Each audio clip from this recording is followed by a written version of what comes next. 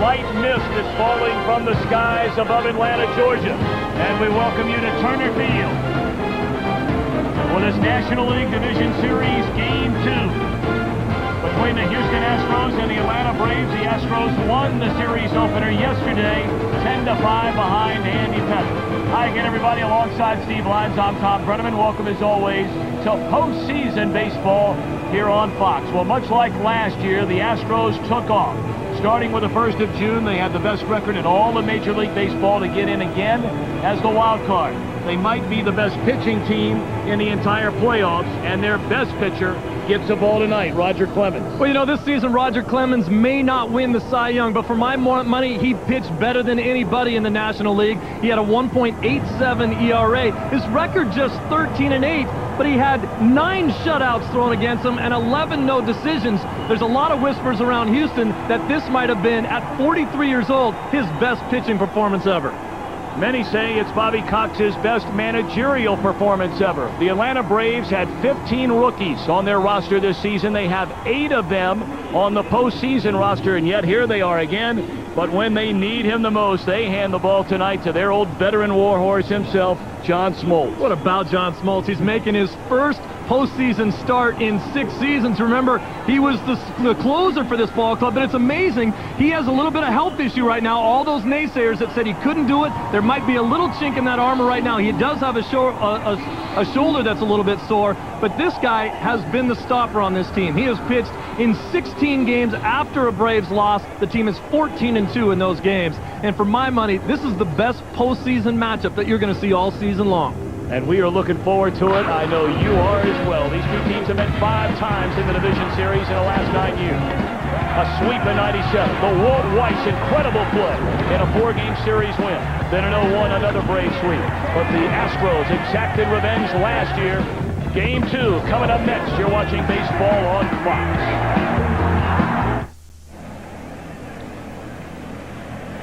The Division Series on Fox is sponsored by One from American Express, the One with the savings account, by Circuit City, just what I needed, by Singular, raising the bar, and by Chevy. Chevy and baseball, they just go together on American Revolution.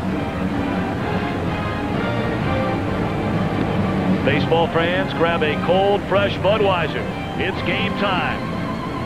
Game 2 in this National League Division Series. A light rain falling down here at Turner Field. We take a look at Bill Garner's starting lineup. The same which produced 10 runs in the victory yesterday. Craig Biggio leads off at second base. Willie Tavares, a rookie center fielder. Lance Berkman is at first. Morgan Ensberg knocked in 5 runs in Game 1. He's at third. Jason Lane in right. Orlando Palmeiro in left field. The latter third of the shortstop, Adam Everett. Brad Ausmus behind the plate for Roger Clemens. And starting it for the Braves, he was their best postseason pitcher going back when this marvelous run of 14 straight divisional championships began. 14 wins, tied with Andy Pettitte, first all-time, #1 all-time in strikeouts, has never lost a division series game. His last postseason start was against Roger Clemens in the 1999 World Series. Smoltz struck out 11, but in 7 innings gave up 3 runs. And Clemens and the Yankees in a 4-game sweep. Everybody said that John Smoltz could not come back from being the closer and be an effective starter. This has been one of the most gratifying seasons for Smoltz because he threw almost 230 innings. Strike 1 to Craig Biggio, and we are underway in Game 2. Our broadcast also available in Spanish by utilizing the SAP button on your television. Swing and a miss, nothing in 2 to Biggio. The Astros, only the 2nd team in Major League history to record a season of being 15 games under 500 and 15 games over 500 and then reach the playoffs.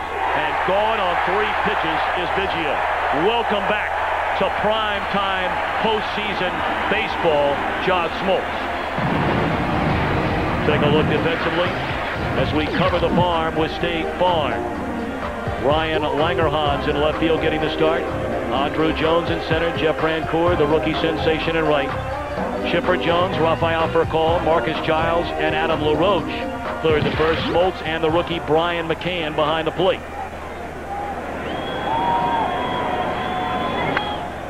Another rookie, Willie Tavares, fouls it away. He's down a strike. 4 pitches, 4 strikes for John Smoltz. Well, vintage Smoltz, he's going to be down and away almost exclusively all game long. If he hits that spot, you're in trouble. Here's the scouting report. He's going to come right at you. Even he says you will get a pitch to hit. Typically, away, away, away. We talked a little bit about that. And he's got that sinking fastball, the 2-seamer. That's his bread and butter. Little floater in the short right center. It will fall out of the reach of Giles. So the speedy Willie Tavares with a 1-out single. He had 34 stolen bases during the regular year. Base hit for Tavares, but look at the pitch. That is nasty location. You're not going to get a lot of great swings on pitches like that. That's just a dunker into right field. John Smoltz looks at it and says, hey, the result is a base hit, but I threw that pitch right where I wanted to.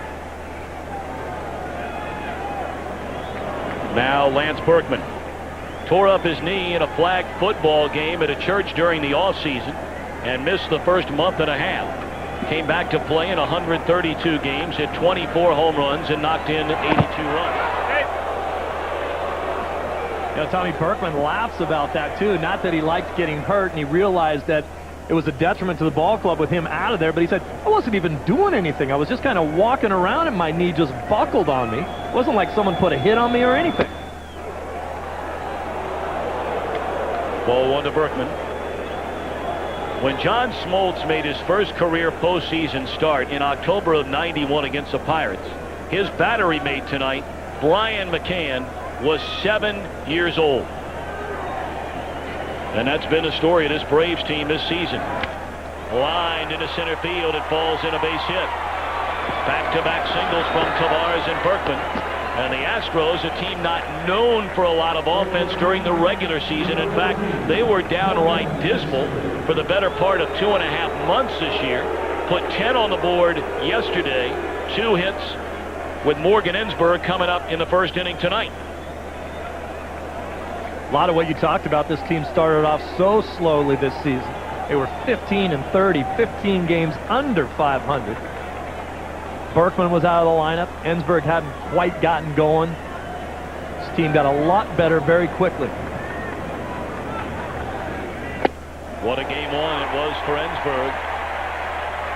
Tied an Astros Division Series franchise record for RBIs in a game. 3 hits, 5 runs batted in. He hit 36 home runs during the regular season.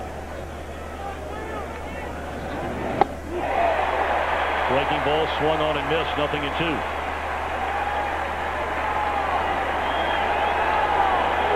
Willie Tavares at second base with the 34 stolen bases. They're playing Ensberg to pull, and Giles, playing up the middle, has a better opportunity of holding Tavares close to second base. On the ground. They get 1. The throw.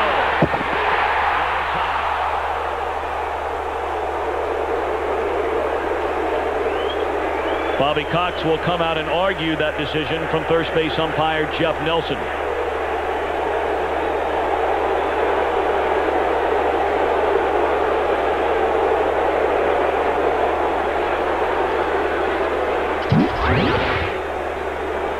Bobby knows it's playoff time. You check out the replay at third as we watch Bobby Cox go back to the dugout. Look at the reaction by Morgan Ensberg here. You think it's playoff baseball? All he did was make sure he didn't get doubled up. Becomes a little bigger in the playoffs, doesn't it? Jason Lane hammers the first pitch down the left field line. Foul. Lane given a chance to play every day for the first time this year and made the most of it. 267 hitter, 26 home runs, 78 runs batted in.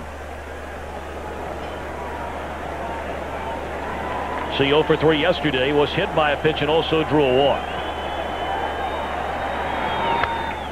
Smoltz ahead 0-2.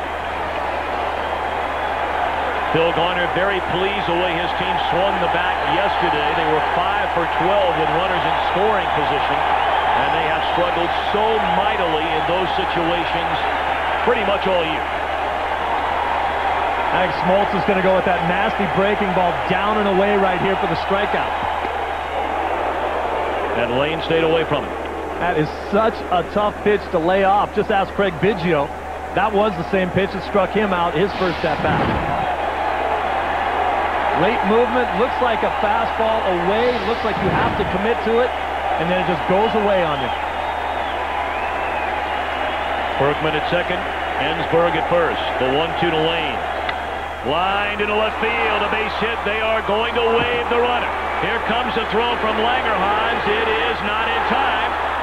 And Houston gets a 2-out, 2-strike RBI base hit from Lane to take a 1-0 first inning lead. Well, this throw is going to hit Berkman in the back, but this is the reason why Ensberg was so happy that he beat out the double play ball. He gave his team an opportunity to get another at-bat. Lane makes it pay with the base hit to left. Berkman comes in, the ball hits him in the back. No chance to get him. Morgan Ensberg on third base, happiest guy in the ballpark right now.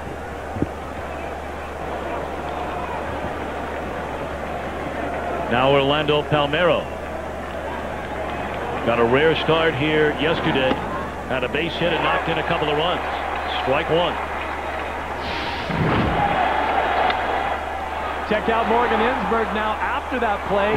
On the throw, moving up to third base. He knows nobody's going to cut it off. Good base running.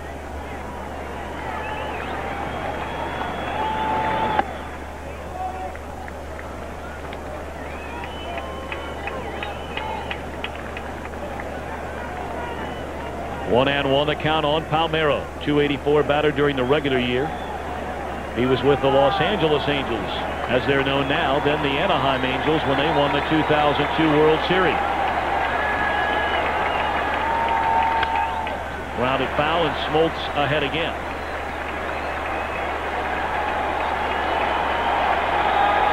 Say there may be some empty seats at Turner Field tonight, but Craig Biggio said after the game yesterday, I don't care if they have empty seats or not. This place is loud. Well, the people that do show up give you all they've got.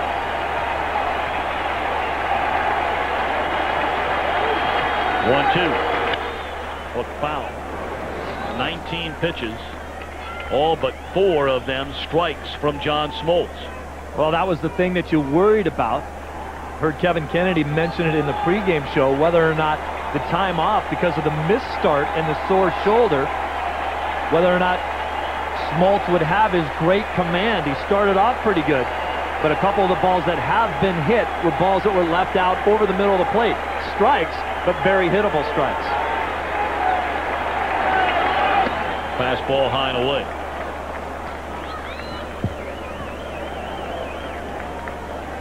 For Roger Clemens getting a run in the opening inning.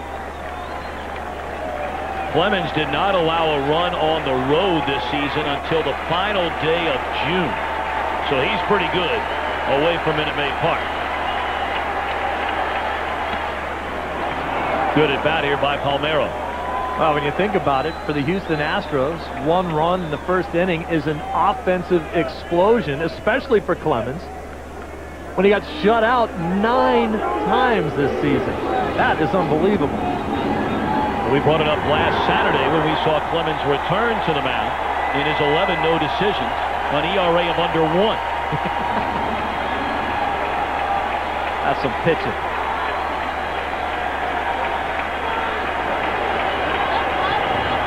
And now they're going to go ahead and intentionally walk Orlando Palmeiro after the count went full and start over in and at bat with a shortstop, Adam Everett.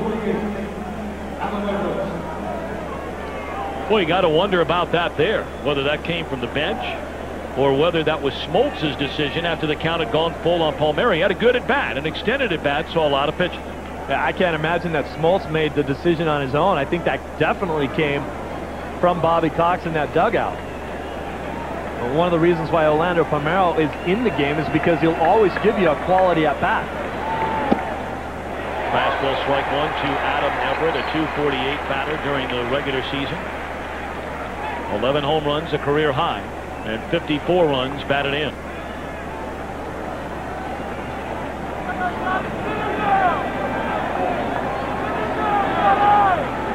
Bases loaded for the Astros, leading 1-0. A ball on the outside corner, strike 2.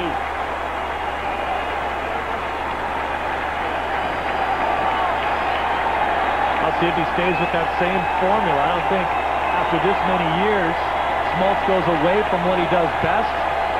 Look for a breaking ball on the outer half. And there it was, and gone swinging as ever. But the Astros score a 25-pitch first inning for Smoltz. The rocket lifts off when we return. The Division Series on Fox is sponsored by Bud Light. Smooth and refreshing. Bud Light. Great taste for your great times. Atlanta Braves come to bat trailing in the bottom of the first inning 1-0. We take a look at Bobby Cox's starting lineup. Rafael Furcal leads off at shortstop. Marcus Giles at second. Chipper Jones homered yesterday at third. Andrew Jones homered yesterday. He's in center. Adam LaRoche at first. Jeff Francoeur in right. A ladder third of Ryan Langerhans in left field. Brian McCann catching John Smoltz. And on the mound, Roger Clemens. Led the major leagues in ERA. Bunted on the first pitch, back to the screen and out of play. There you see the postseason career numbers for Roger Clemens. A lot of people said earlier in his career that he wasn't a big game pitcher. He really disproved that theory later in his career and has continued to do so. 1-1 to count on Rafael Furcal. Smart move by Furcal, knowing that Roger Clemens has a tight hamstring. Get him to move around out there on the mound by dropping a bunt down, see if he can move.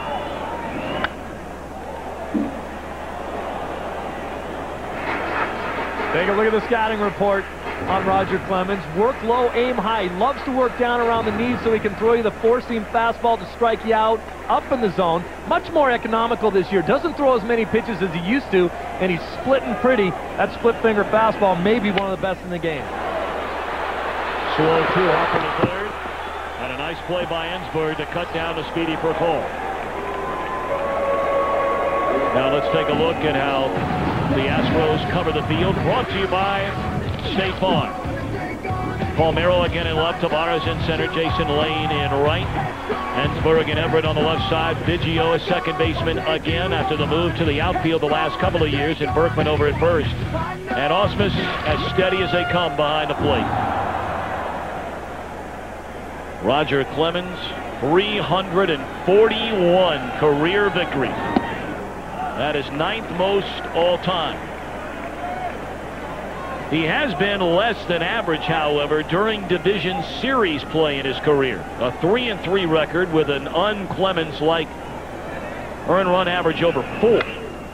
Marcus Giles fouls it out of play. Now, he did beat the Atlanta Braves last year in Game 1.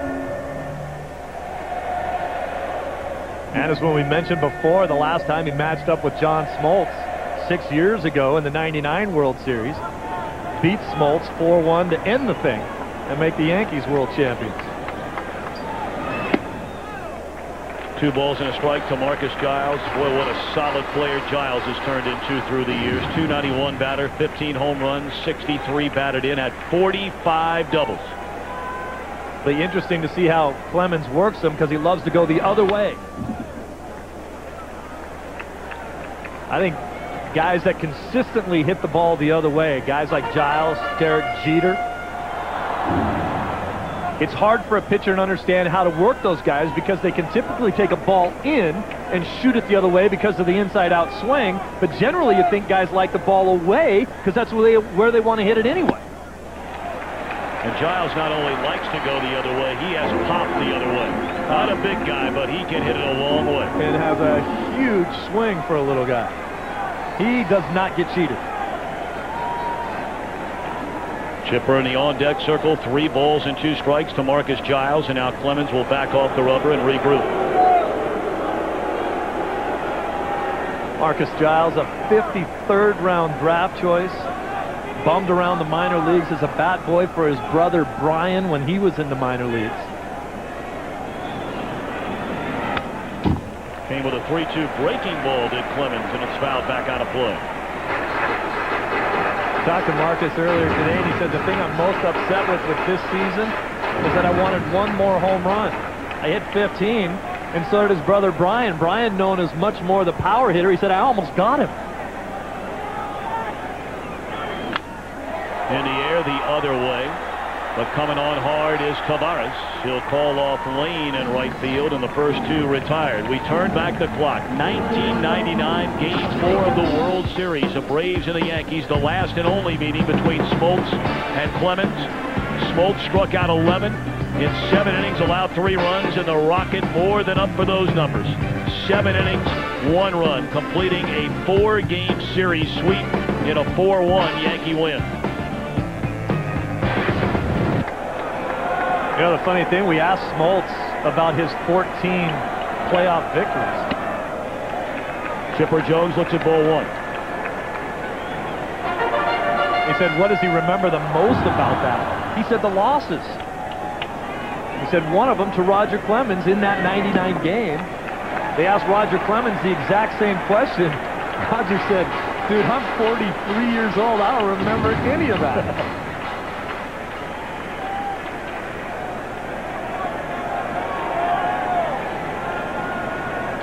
2-0 to Chipper Jones. High pop-up. And just behind the mound it'll be Ensberg. So Clemens with a 1-2-3 opening frame. 1-0 Houston.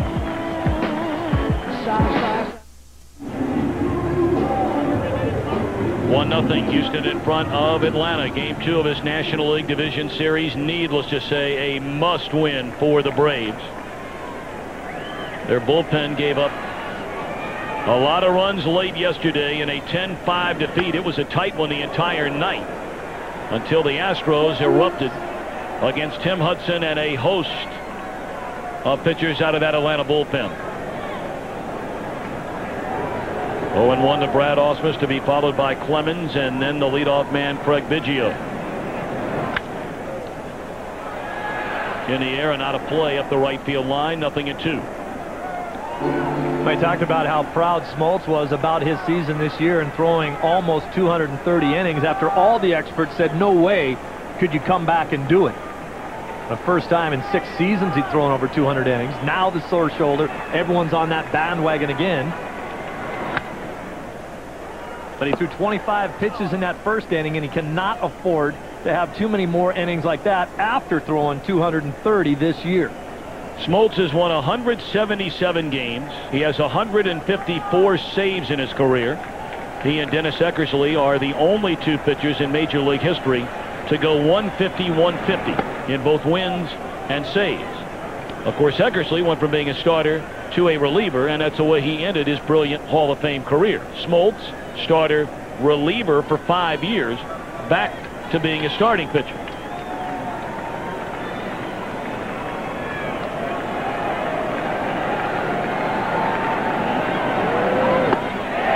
Swinging Ausmus. 3rd strikeout of the night for Smoltz. A pleasure to be joined, our 3rd member of the broadcast team here tonight, an Atlanta girl herself. Hello, Pam Oliver. Hey, Tom. A lot of attention focused on the weather here tonight in Atlanta. In fact, Bobby Cox with the TV station glued to the weather in his office. That TV was. Right now, some MLB officials, though, are thinking that the weather system that we're talking about should be a little delayed, that we should be able to get this game in just fine, that the weather system that's currently in Macon, it's moving a little bit rapidly than anybody first thought. And if you take one look at my hair, you get the gist of it. It's misting right now, and there's a lot of humidity, but everybody's expecting that the weather should hold up just fine. Here's the hair, Tom. Pam, I think your hair looks terrific. I was going to say that Pam's doing such a great job down there, the rain doesn't even hit her. Well, Steve, your hair is almost as long as Pam's. It's getting there. On the outside corner. 1-2 on Roger Clemens. But yours looks very nice. I've just never understood that humidity thing. Do women say if you have curly hair, it straightens it out, and if you have straight hair, it makes it curly? I don't know. Back-to-back strikeouts for Smoltz to begin the 2nd inning. Cody Smoltz, #1 all-time in postseason history in strikeouts. Roger Clemens in that at-bat, just no match for the nastiness of Smoltz's breaking pitches. Look at that. And that is great location. It's an unhittable pitch, but you have to swing at it. Two down for Biggio. Struck out on 3 pitches leading off the game. He's seen 4 pitches, 4 strikes. And right there, Biggio went up there saying, I got to get that first fastball and put it in play. No way do I want to go through an at-bat like I had my first one, where it was just good morning, good afternoon, good night, and he got to the nasty breaking balls. He doesn't want to see those again. That's the first pitch out of the strike zone. Biggio seen. 1 ball and 1 strike.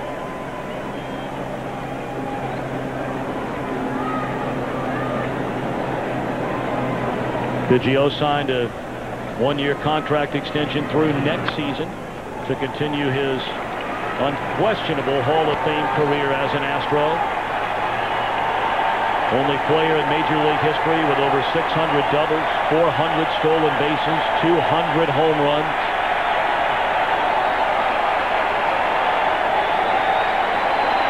Smoltz tries to put him away. And a bouncing ball into center field. A base hit for Biggio, and Smoltz very upset with himself out on the mound. Biggio late in his career especially has become a dead pull hitter against Smoltz. He knows he's going to go away from him mostly. Tries to get that ball and fight it right back up the middle. Watch the side swing. Not a whole lot of movement. Just drive it right back at the guy that threw it to you. Boy, I'll tell you, for any 10-year-old kid sitting at home, if you're a father sitting next to him and you want to describe a baseball player, just say, watch Craig Biggio play the game.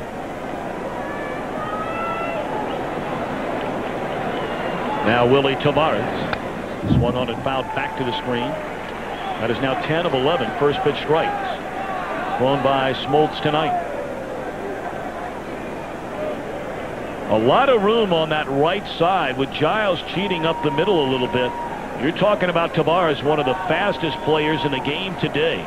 Had 29 bunt singles. And Chipper Jones, even with 2 outs, is guarding against the bunt over at third. If he can push one to the right side, he can crawl to first base. 70 infield hits this season for Tavares. The all-time leader in hits, infield hits, is Biggio. And he bumps it up the third base line. Chipper barehand throws and got it. Nice play by Chipper Jones in the second.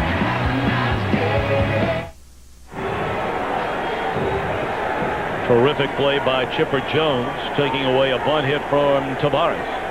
Ending the top of the second, so the Braves come to bat last of the second, trailing 1-0. And here's Andrew Jones, who led the major leagues with 51 home runs on the season. So why wouldn't you show bunt on the first pitch? Ensberg was saying, go ahead. I'm still going to play way back. Banged into left field, a base hit for Andrew Jones. Tommy, let's go back and look at the play by Chipper Jones that ended the inning. It was really a dumb play. Here's Chipper taking away the bunt. If you bunt the ball over here, you can walk to first base. Let's call it a rookie mistake by Tavares. Chipper's waiting for the bunt. You give it to him. I don't care how fast you are. That's a big league play. You got him by 2 steps.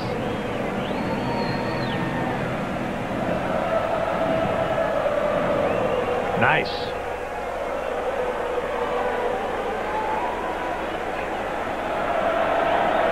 Bunt the ball to the people that aren't expecting it.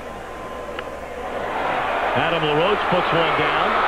Glove by Ensberg, and they'll give him a sacrifice, advancing Jones on to second base. LaRoche only had 2 sacrifices during the entire regular season. Now, it was interesting, Tom, when you and I talked to both managers before the game, we asked Phil Garner, would you play small ball and play for 1 run early?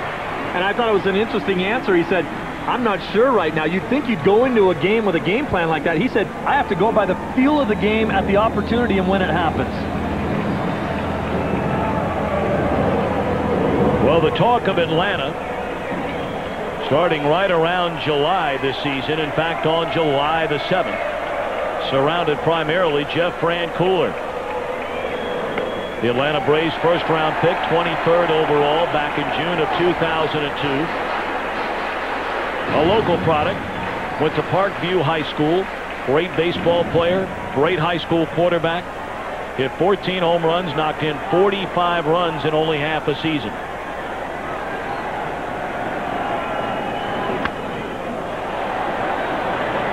One and one, and Francoeur among the names you hear most frequently talked about for the National League's Rookie of the Year, despite only playing in 70 games. Francoeur, the 14 home runs, a 300 batting average. Willie Tavares, a 291 batter, led rookies in hits and steals. And then Ryan Howard of the Phillies, in just 88 games, hit 22 home runs to lead all rookies. I think Ryan Howard will win the award. I think Willie Tavares should. Chicks dig the long ball.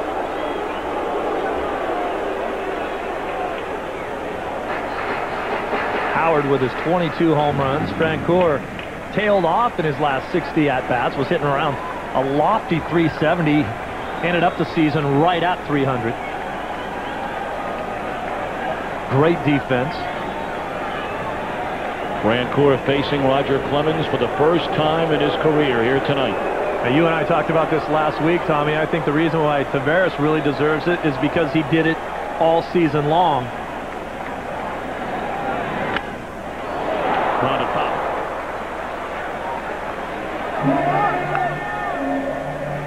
And Francoeur wasn't some guy down in the minor leagues this season that was tearing it up. In the Clarion Ledger in Mississippi, a wonderful article written earlier this summer by Rick Cleveland tells a story of Francoeur walking into the manager's office in June and yelling at his manager saying, "I can't believe I'm hitting 260. Taking high and away. The hitting coach for the Mississippi Braves, Philip Wellman, sat down with him for a long time after a ball game one night. Told him he respected him as a player, respected him as a person, said, "Heck, I hope my daughter marries somebody like you. But you got to start listening to people and make adjustments." They were on the field in the batting cage until 1:30 in the morning. That night, things got right in a hurry for Jeff Francoeur.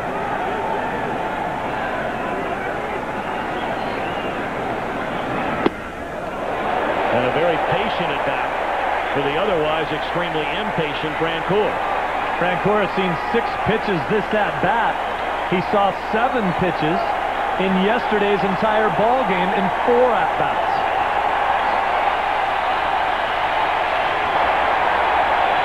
Crowd getting behind their rookie sensation who led the team with a .338 average with runners in scoring position. And how about that?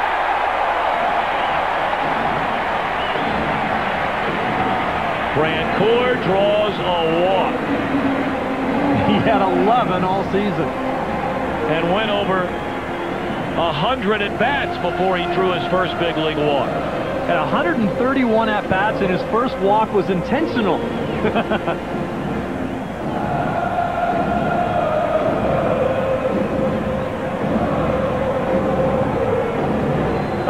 You talk to Jeff Francoeur. He's one of the happiest guys in the world. He is a great guy. He's going to have a tremendous future, especially being a hometown boy. I said, "If you've ever seen a pitch you won't swing at?" He just looked at me and said, "My favorite player, Vlad Guerrero."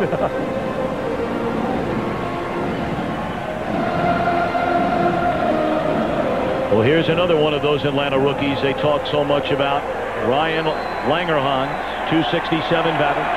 8 home runs, 42 runs batted in. 2 on, 1 out, 1-0 Houston. Strike 1. Marvin Hudson calling the balls and strikes tonight. Langerhans in there because he's left-handed. Jordan got the start in left field last night. Kelly Johnson also a left fielder, but Langerhans the best defensive outfielder of the two. Foul ball.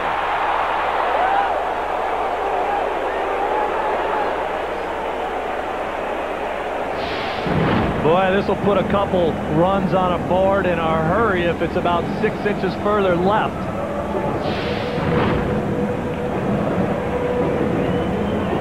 Langerhans grew up in Round Rock, Texas.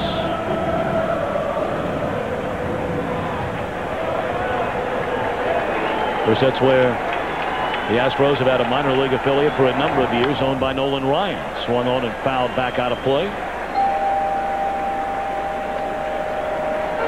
By the bloodlines of some of these young players on the Braves are amazing when you think about who their fathers are and who their brothers are.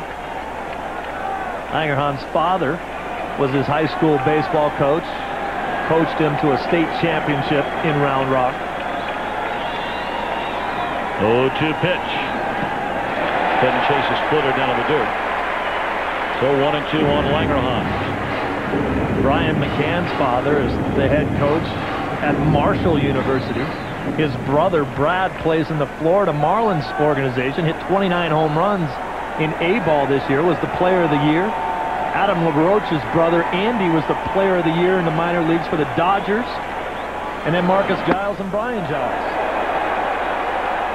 Back for good measure, even John Schuerholz's son had a great year in Double-A for the Braves organization. Struggled a little bit when they bumped him up to Triple-A, but he's a second baseman in the organization.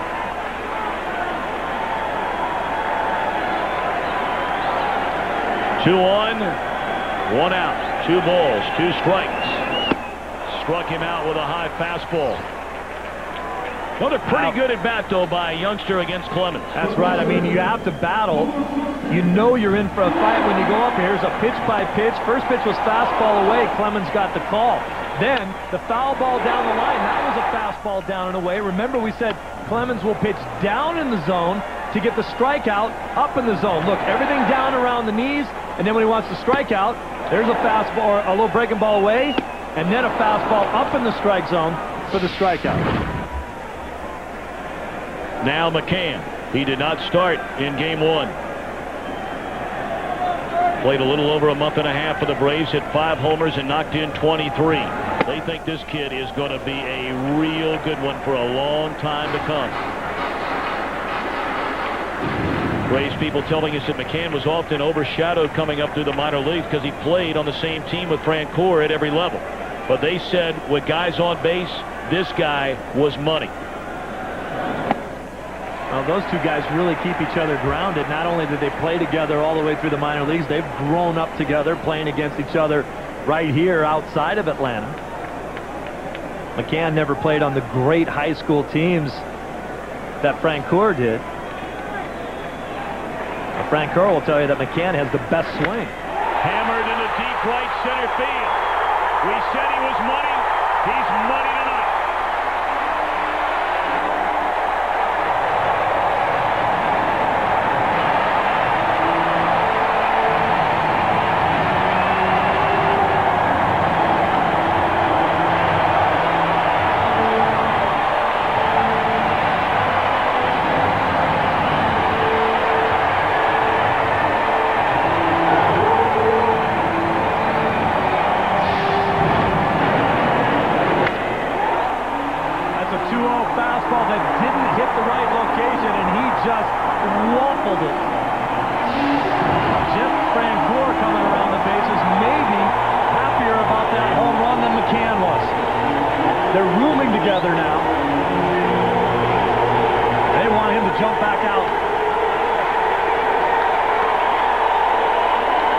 McCann, his first postseason hit. A 3-run home run on a 2-0 pitch from Roger Clemens.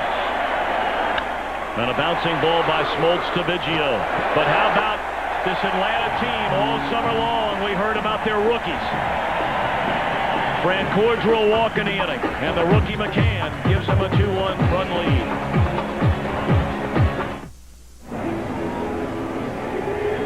They said it was a different look Braves team with 15 rookies making their debut, 8 of them on the postseason roster. That's one of them.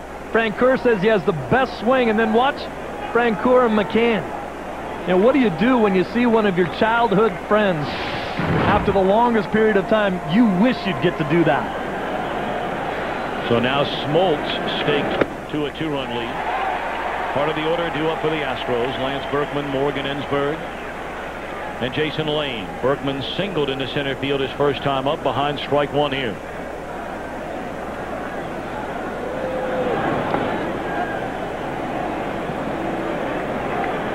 John Smoltz making his first postseason start since 1999. He was very frustrated during that 2001 League Championship Series against Arizona. When Smoltz really pitched in 2 games where they had already pretty much been decided, the Braves falling in that series to 5 games, and felt like closers don't make the difference in the postseason. Starters make the difference in the postseason. He had said that it doesn't matter how well I've pitched or how well I will pitch. If I can't get in the game, what difference does it make?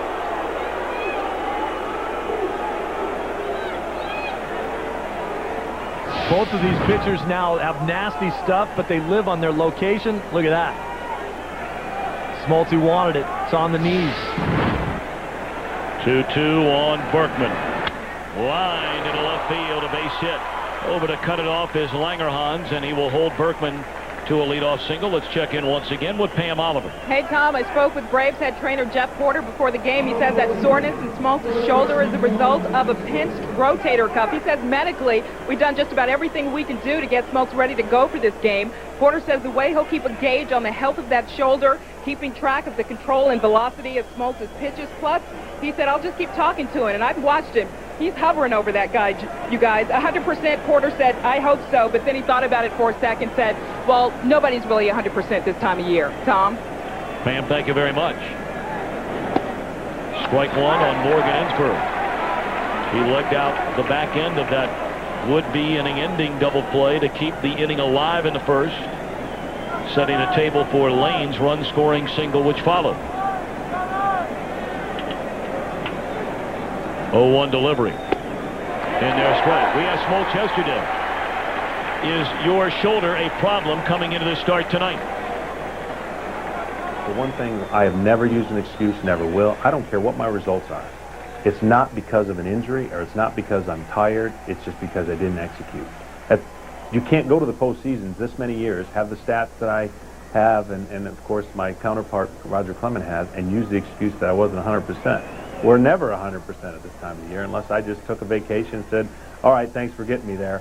It's my turn now. Love that answer. Total stand-up guy no matter what. Always has been. Popped up down the right field line. Francoeur coming on to get it. One away.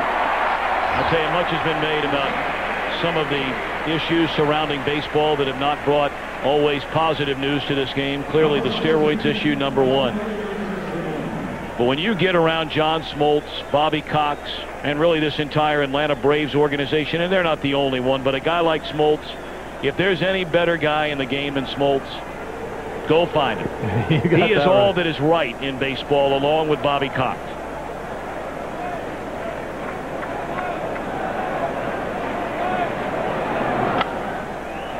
Lane Tardy on a first pitch fastball, drops it foul. Bobby Cox took that whole sore shoulder sentiment to another level. When we talked to him earlier today, he was laughing about it, and he said, you know what? When a pitcher signs his first contract and goes off to rookie ball after he throws his first inning, he will never, ever be 100% again.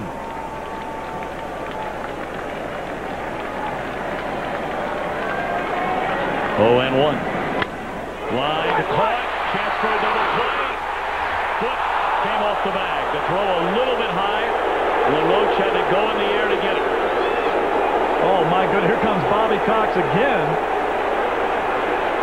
Did you see the cannon that Furcal unleashed? Watch this throw. Goodness. That's the right call. LaRoche's toe came off the bag just a smidgen. He had to go up and get the throw. I think that throw had like a jet afterburners on it. Once his foot leaves the bag, good call. Runner's able to get back in there.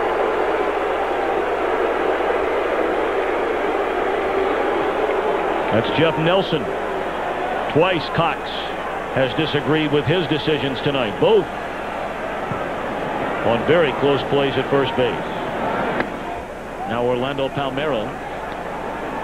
I wish we had a gun on Furcal's throw right there. That was just a seed he threw over there. Sean Dunston-like from days gone by. You got that.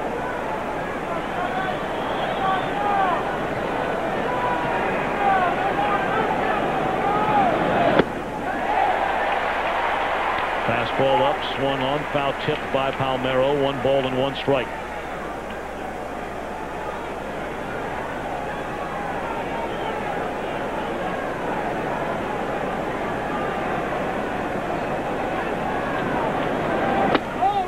Tried another fastball up, that one at 92 miles per hour. That's slow motion right there. And another great view of the play at first, and it was the right call. 2-1 to Orlando Palmeiro. In the air, right field.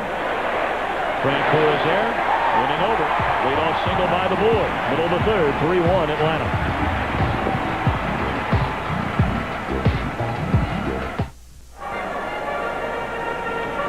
Roger Clemens, a 1-2-3 opening inning. Allowed a 2-out, 3-run home run to the rookie Brian McCann in the Braves' second. So 3-1 Atlanta as we begin the bottom of the third. Top of the order, Rafael for a call, shows bunt, takes a strike. He'll be followed by Marcus Giles and Chipper Jones.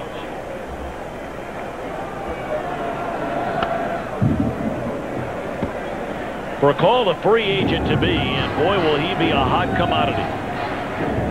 Playing the best baseball of his very good career over the second half of this season. On the ground to third.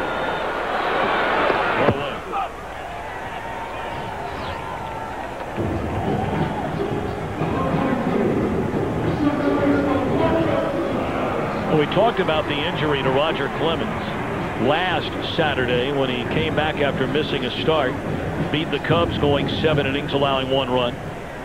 The injury really started with a groin problem. Then that evolved into a hamstring injury, which then turned into a shoulder injury. In the air, right field, pretty well hit. And back to get it his lane. So here comes Chipper Jones with 2 down. How did Clemens come after him his first at bat? Well, Roger got away with one to Chipper. He started him off with 2 split fingers away. This one gets away from Roger a little bit. Tries to get Chipper fishing for this one down in the zone. Now he's 2-0. He's got to come with a fastball. Look at the location. Oh, Chipper just missed it. He'd love to have that one at bat. Pretty sure he's not going to get a fat one like that again in this at bat.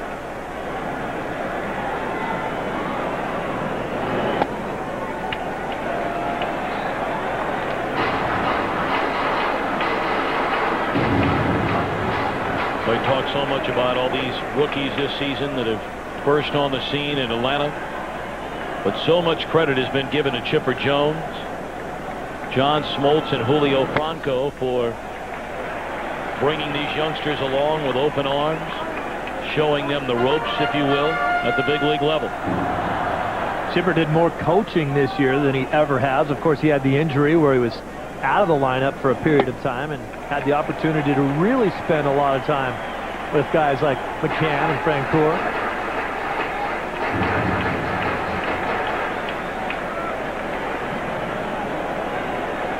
Riano. And there's a strike. But I'm not sure what a guy like Chipper can tell fellas like Francoeur and Langerhans and McCann about facing the 9th all-time winningest pitcher in the history of the game. Go up and battle. There's ball 4. In fact, we asked Chipper about facing Roger Clemens tonight. It's a battle. I mean, every at-bat is a battle. I can remember a conversation I had with Jeff Bagwell earlier this year in Houston. I got on first base and I said, you know, facing this guy, every at-bat is like a full day's work because you have to work so hard at just putting the ball in play against him.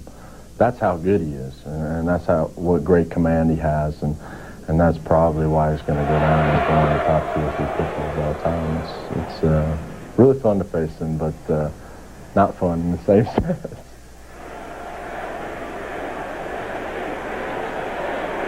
All depends on your definition of fun, I guess. Andrew Jones, a bullet into left center field. Tavares over to cut it off, but Chipper will advance first to third, and Andrew Jones 2 hits tonight.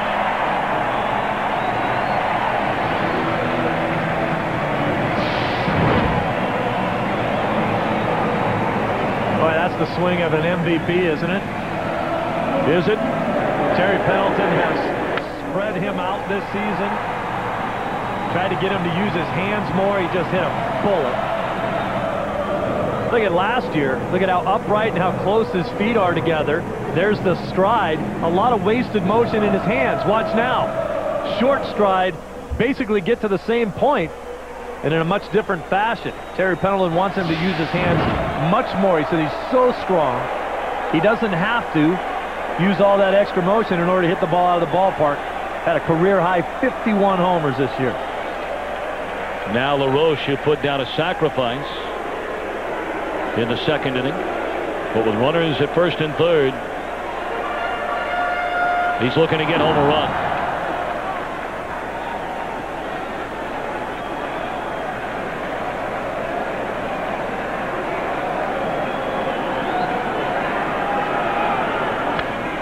Fouled out of play by LaRoche.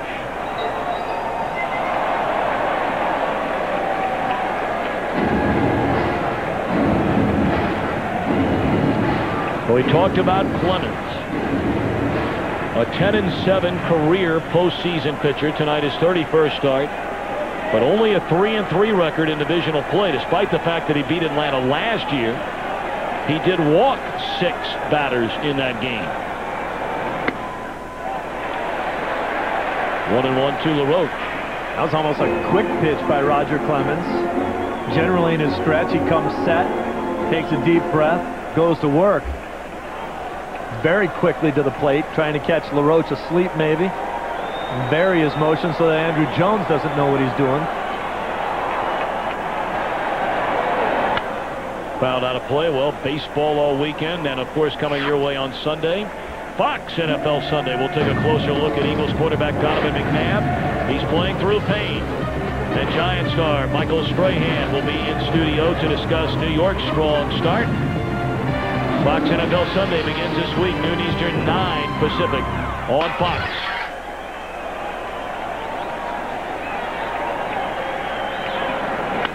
Into left center field, and a diving attempt and getting by Palmeiro. 2-run score. LaRoche has made it 5-1 Atlanta.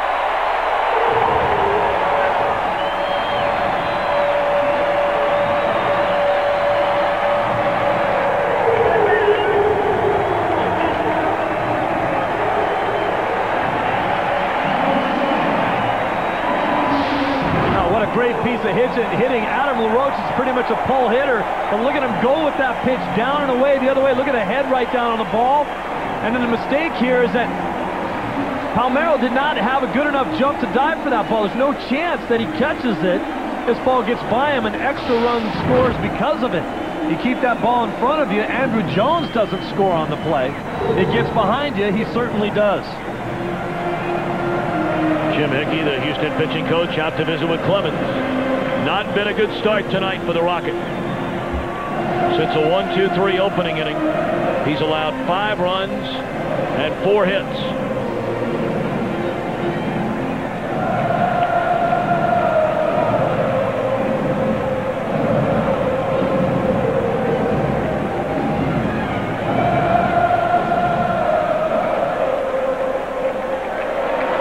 Smoltz, meanwhile, gave up a run on 3 hits in the opening inning. No runs, 2 hits since.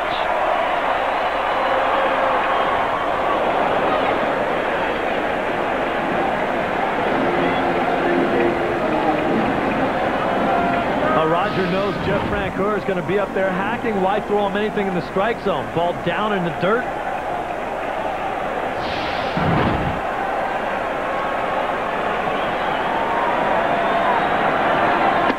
Fastball up and in. Francoeur walked his first time up. Clemens has walked 2.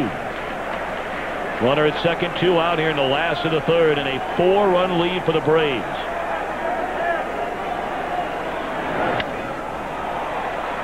One and 2.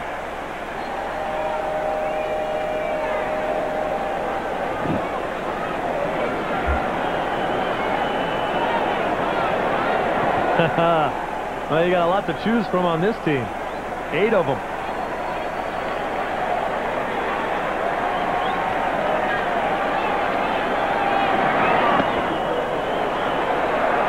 Off-speed pitch missed inside to Francoeur. 2 balls and 2 strikes.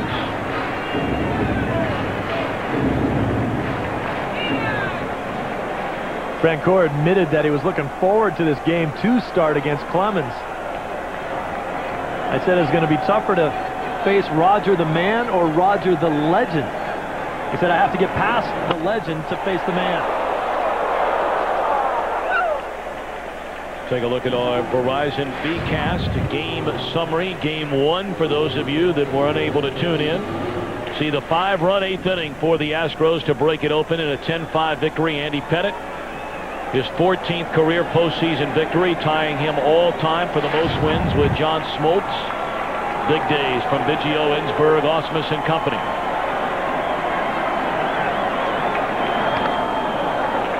Barely fouled off. Still 2-2 to Francoeur.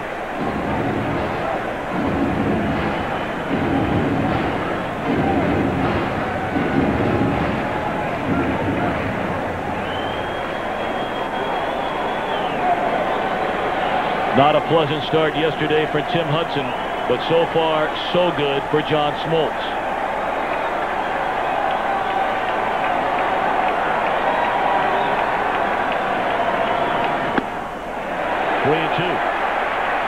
There have to be many people that watch the Braves on a daily basis that are just astounded at watching these 2 at-bats tonight by Francoeur. I mean, you're talking about a guy who refused to walk. Getting an education on how to be a good hitter very quickly at the major league level. It's something that he and Chipper Jones have talked a lot about since his arrival in the big leagues. Chipper just told him you need to learn a little bit of patience. You can't go up there and swing at everything or no one will throw you a strike.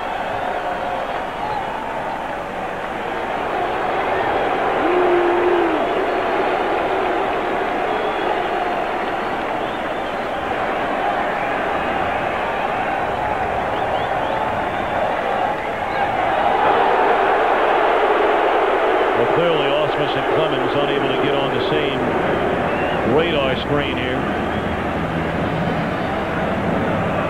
They went through about 4 or 5 different sets of signs before Ausmus finally is asked to come out. Now you got to think about it. When Clemens has his great stuff, he's one of the easiest pitchers in the world to catch. When he doesn't, a little tougher to get on the same page with him. You're not sure what he's feeling comfortable with. Struck him out. And that will end the inning. But a 2-run double by LaRoche makes it 5-1 Atlanta at the end of 3.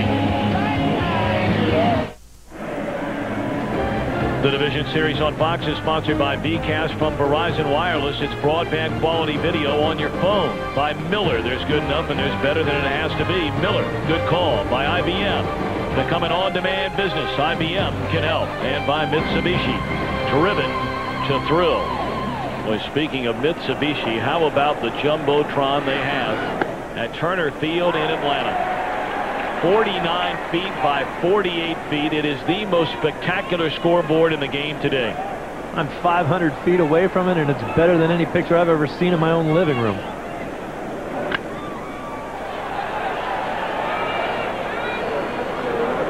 Foul out of play by Adam Everett. No balls and 2 strikes. Well, this is a guy that really flies under the radar screen for the Houston Astros. Missed last year's playoffs for the most part. Couldn't play defense, or couldn't hit. Could play defense with a broken arm that he sustained late in the season. Had his career high in home runs this year with 11. Had his best fielding percentage ever. Popped up. Short right field. Giles is there. 1 away. And Everett playing with a heavy heart. For all those that are parents out there, you can certainly understand. His daughter underwent surgery only 8 months old and missed a little bit of time in September. And certainly our thoughts and prayers with the entire family. That was Everett's first child.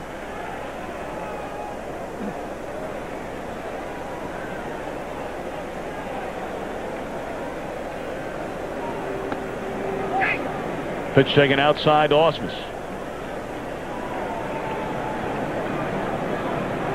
Smoltz walked a batter.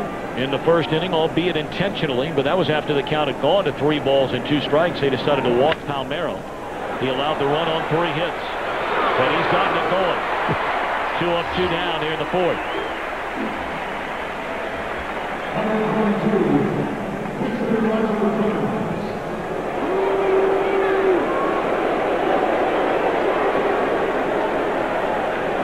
You know, in recent years, we've talked about the big game pitchers, and certainly the very first name that comes to mind in recent years, unquestionably Curt Schilling. I mean, if you had to hand the ball to any one pitcher in a game today, in a Game 7, and your team had to win it if healthy, I think most baseball people would say Schilling's the guy I want on the mound. Some might say Randy Johnson at times, but for many, many years, Smoltz was the guy. During the great decade of the 1990s for the Atlanta Braves, he was the guy. Especially on a staff with Glavine, Maddox, and Smoltz. Smoltz being the only power pitcher. The other 2 guys having to rely on too much finesse. Had to be perfect in the postseason to win. Well, you said it. But now, with the scheduled starter being Tim Wakefield, do you switch in a Game 3 must-win situation for the Red Sox and give the ball to Schilling in that game? That's why I said a healthy Schilling. Popped up in a foul ground, and John Smoltz looking like the pitcher of October's past. 1 run through the front 4.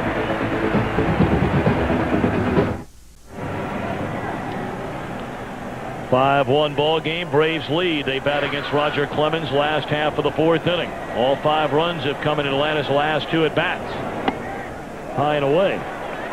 Well, we wondered very much about the health of these 2 pitchers coming into the game. Their managers were concerned about their respective pitchers coming into this start tonight. Game 2 of his National League Division Series. That one dumped into left field.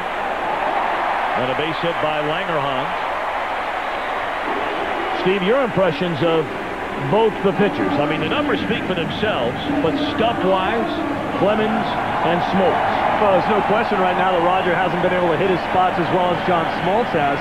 But if Clemens can settle down and maybe hold the Braves down for a while right now, he can give his team an opportunity to get back in this ballgame. The problem with the Astros all season long is they don't score very many runs, and you're going up against John Smoltz right now, who seemingly at this point has his good stuff. Pleasure to have you with us. The home of Major League Baseball's postseason right here on Fox. Saw the note and a schedule reminder a moment ago. Coming your way on Saturday, we'll have Game 4 of the Los Angeles Angels of Anaheim at Yankee Stadium against New York. That series going into Game 3 tomorrow night at 1-1. The Angels rallying late to beat the Yanks last night. And then, Steve, you'll be Game 4 of this series between the Astros and the Braves. That will be Game 3 of this series. Roy Oswalt for Houston. Jorge Sosa, hard-throwing young right-hander, will start it for Atlanta. And for the people out there that don't recognize that name, Sosa, he has electric stuff. Does he ever?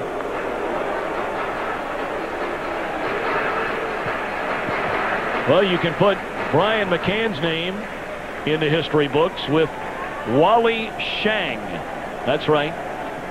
Back in 1913 in the World Series with the Philadelphia Athletics, those 2 the only catchers in Major League history to hit a postseason home run in his first Major League season.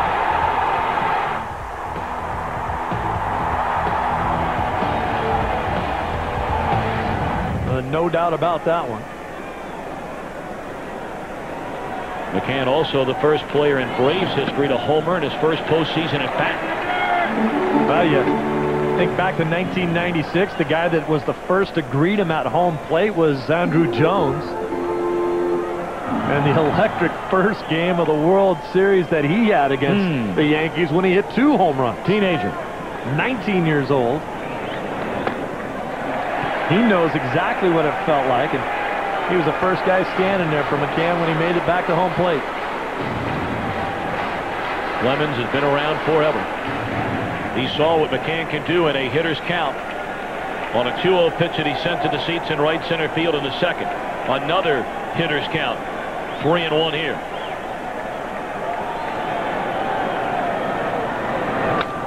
Rolls over one to the right side. They'll get the lead runner, and that's all. Going in hard at second base, Langerhans. Not sure they could have turned it, but he made sure. Well, you get one there, but here's what I love about Roger Clemens. 3-1 count. He throws McCann exactly the same pitch that he hit out of the ballpark. Fastball away. The difference is he hit his location with this one. Sinking fastball down and away. That's where he was trying to throw the first one. There you see the play at second base. One sure out, and that's it.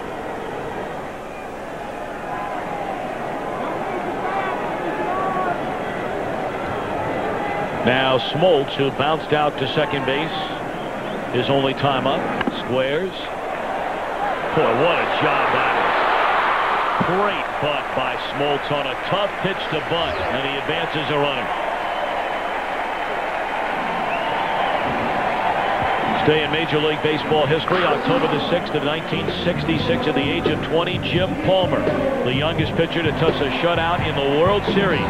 He blanked Sandy Koufax and the Dodgers 6-0. As it turned out, it was Koufax's final Major League game. America's beer salutes America's pastime. Budweiser, proud sponsor of Major League Baseball.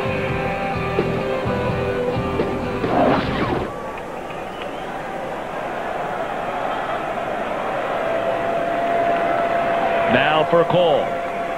0 for 2, a pair of ground outs to third. Pulls off that one and comes up empty.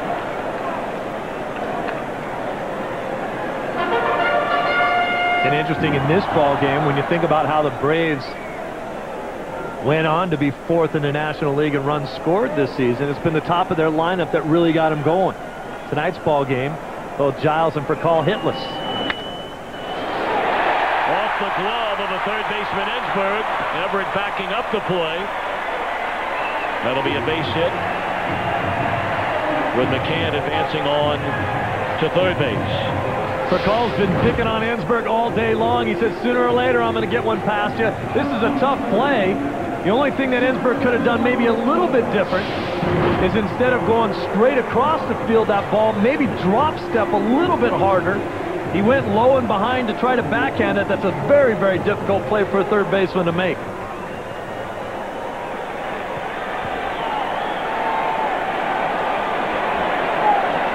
A 4-run spread, a tall order already for the Astros against Smoltz. Any more than that, going to be mighty, mighty tough. Runners on the corners, 2 away. It's ball 1 to Marcus Giles.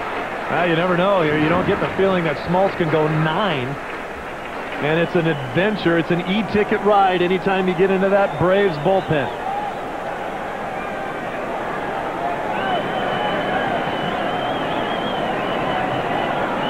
Runner goes from first to second, and they throw through. And Biggio has to come out in front of the bag to prevent that one from skipping. Stolen base for Furcal. Who had 46 during the regular year. You just stick that in your back pocket when Furcal has that kind of jump with the big leg kick from Clemens. You have no chance of throwing him out. That's why Biggio kind of, as you said, broke out of that play, came up in front of the bag to make sure that the ball didn't get away from him. With the runner on third base, he wanted to make sure there's no errors down there, keep the ball in front. Now a pair of runners in scoring position. Clemens will work out of the regular windup. 2-0. Bouncing ball to short. Everett charges, and the inning is over. A scoreless inning for the Braves. We're back to Atlanta after a break from your local Fox station. 5-1, Atlanta in front.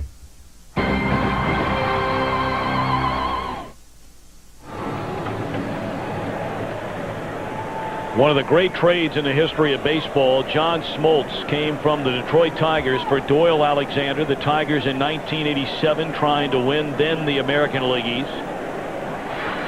Doyle Alexander finished off that season with Detroit going 9-0. That one down the right field line off the bat of Biggio and out of play. Alexander had a 1.53 ERA the second half of that 87 season. He pitched 2.5 years for the Tigers, went 29-29. John Smoltz, in the 19 years since that deal, 177 wins and 154 saves. Not a bad trade for Atlanta. Well, sometimes ball clubs will mortgage a little bit of their future to take the opportunity to win right there. There's another example of that in the Astro organization with Bagwell being traded from the Red Sox organization for Larry Anderson right at playoff time for their opportunity to try to win.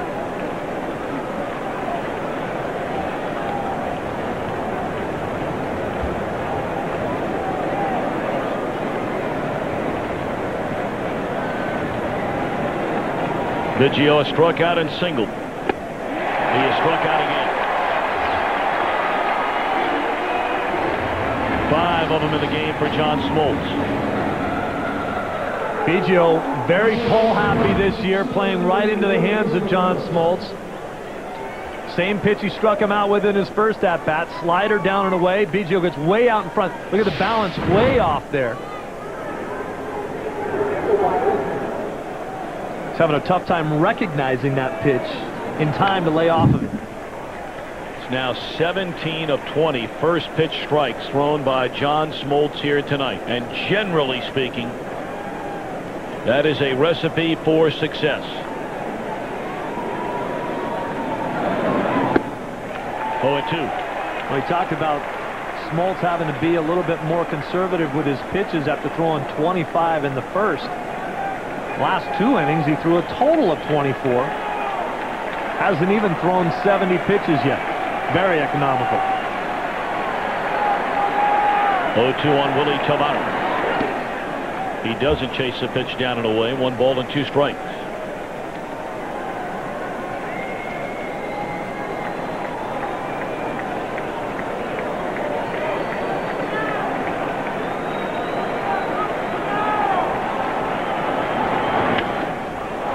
Into center field, a base hit by Tavares, his second in 3 at-bats tonight. Look ahead to tomorrow. We will be dark with postseason baseball on Fox. ESPN has a doubleheader coming your way tomorrow. It begins with the White Sox and the Red Sox from Fenway at 4 o'clock. The White Sox, a stunning 2-0 lead in that best-of-5 division series, will send Freddie Garcia to the mound, and he'll be opposed by Tim Wakefield. The Angels and the Yankees from the Bronx at 8 o'clock on ESPN. The big unit, Randy Johnson against Paul Byrd.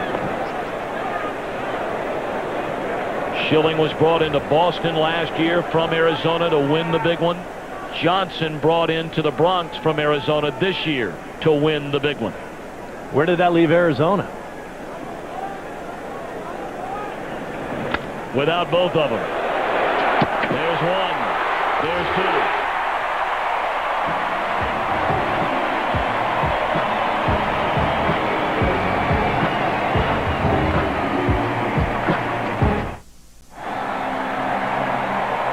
Chipper Jones to lead things off in the Braves' 5th inning against Roger Clemens. Houston a run in the opening inning against John Smoltz. Braves got a 3-run home run from the rookie Brian McCann off Clemens in the second. A 2-run, 2-out double by Adam LaRoche in the third.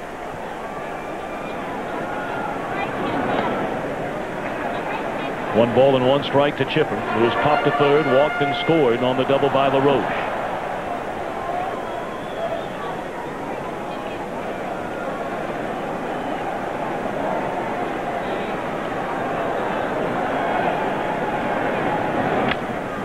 Bouncing ball to the right side.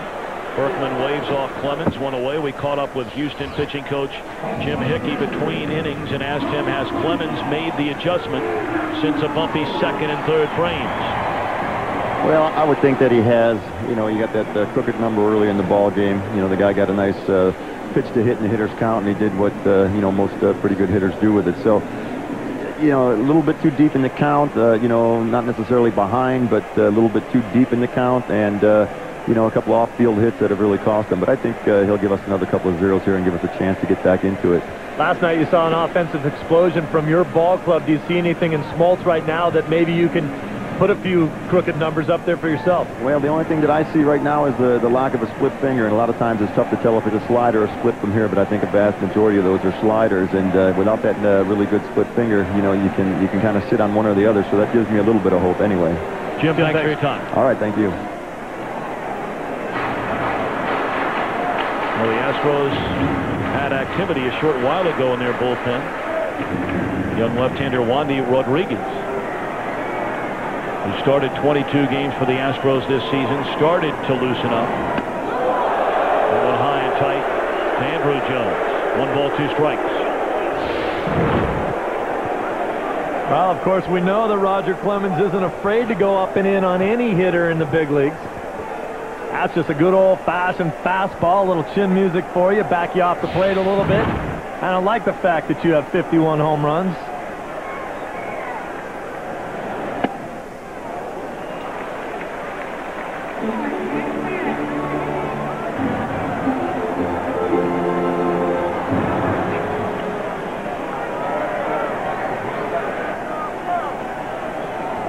'76th pitch of the night by Clemens.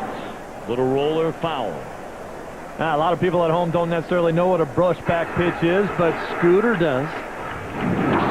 Hey, Scooter here. I've been getting blasted all around the park, but sometimes you gotta do what you gotta do, you know what I mean? A nice hard fastball up and in. Oh, that'll get him thinking. Here comes Scooter right at you. Well, you've been looking to use Scooter on the brushback all summer. And here we are in October, and you finally get it. You see why Scooter had the black eye there? He got brushed back last night. And it was supposed to be a quiet dinner.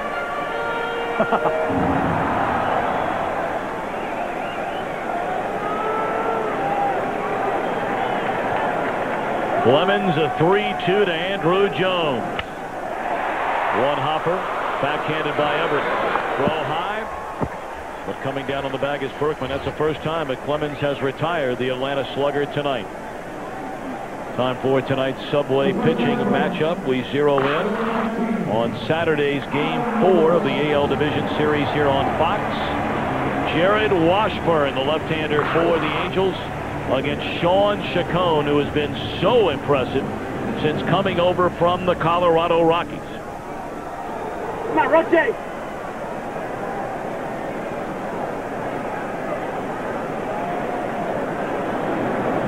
Of course, it was in 2002 when the Angels marched on to win the World Series. They eliminated the New York Yankees in Division Series play.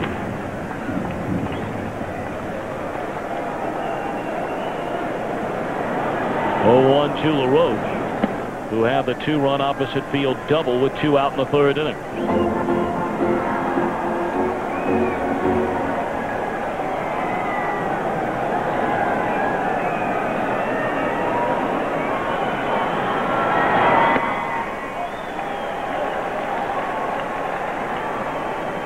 LaRoche is very quiet at the plate, open stance, stands straight up and down, very fluid, long left-handed swing.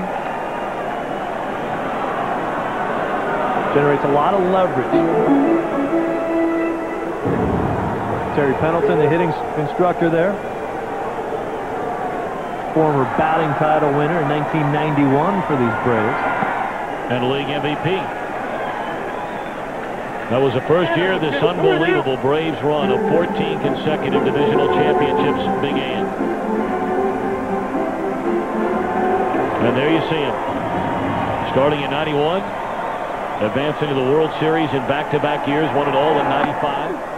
And of course, much is made of the fact that this team's only World Series title over the prior 13 years came in 95. In that same season, 91, when Pendleton was MVP and won the batting title. The American League batting title was won by a player that played for the Texas Rangers, who now plays for the Braves, Julio Franco. Franco, the second oldest player to play in a postseason game when he was in the lineup here yesterday. Rounded foul, sounded like he broke his back. Apparently not.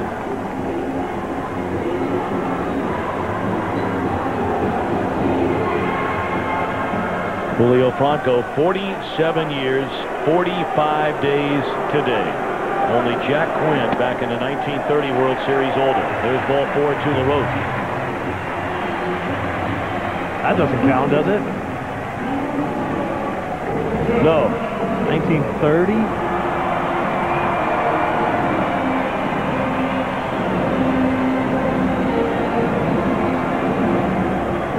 Third walk of the night issued by Clemens, who's only struck out 2.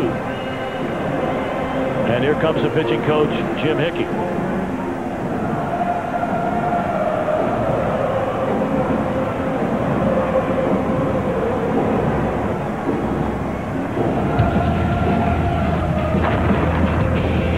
Saturday, our division series coverage continues with a doubleheader.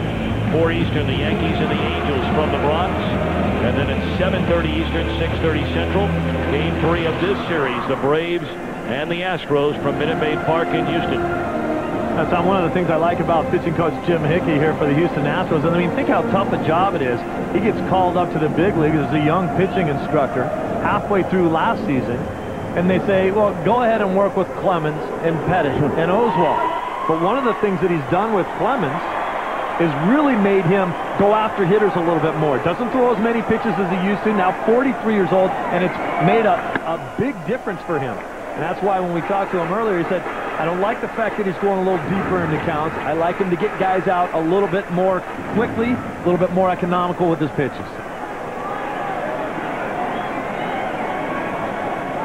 1-0 on Francoeur.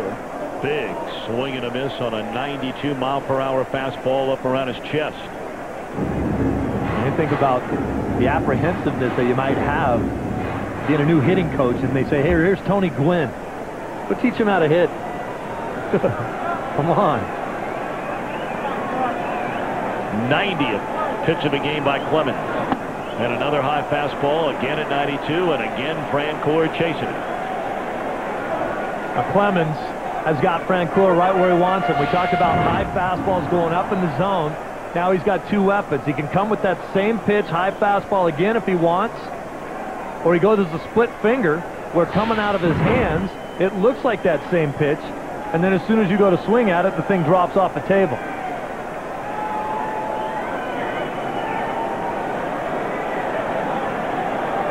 One, two. Oh, Clemens wanted that call. Didn't get it from Marvin Hudson, the home plate umpire. That looked like a pretty good pitch. I think this was the split finger. I think I want it too.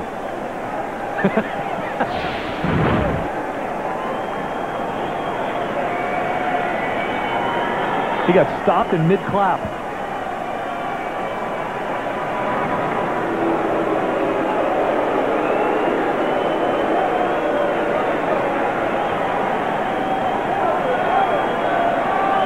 Figures to be the action pitch here for Clemens.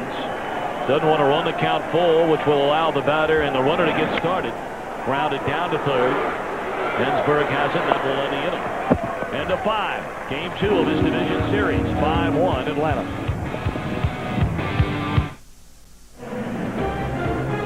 The division series on Fox is sponsored by Chevy. Chevy and baseball. They just go together. An American revolution.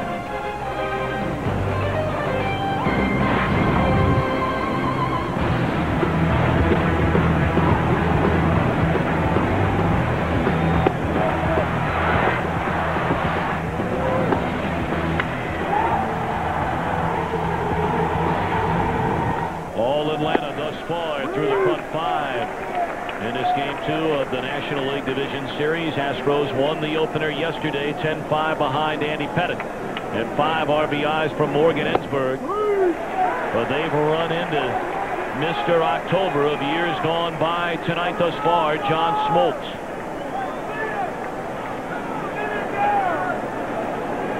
Smoltz has never lost a Division Series game. 6-0. With an ERA at 2.68.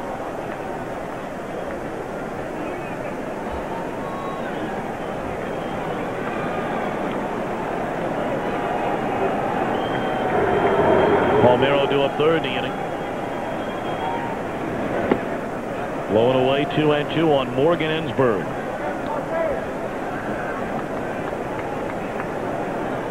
Talked about Smoltz missing his final start of the regular season.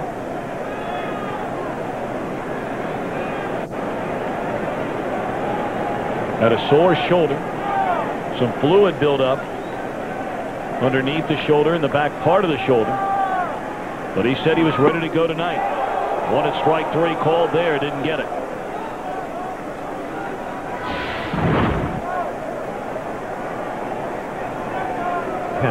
He wanted strike 3 on that ball because he's been used to everybody swinging at that pitch all night. Only the second full count on the night for Smoltz. In play, foul ground. Easy for LaRoche, 1 away. Boy, Smoltz has it rolling. Allowed 3 hits, a walk, and a run in the opening inning. Over the last 4 1/3, 3 hits, no runs, no walks. Great pitching right there, too, to Ensberg, who drives in 5 runs in last night's ball game. Goes full count. Comes in with the fastball, but makes sure he puts it on a corner. He's up 5-1. He wants to make sure that Ensberg puts the ball in play. Gets an easy pop-up out of it.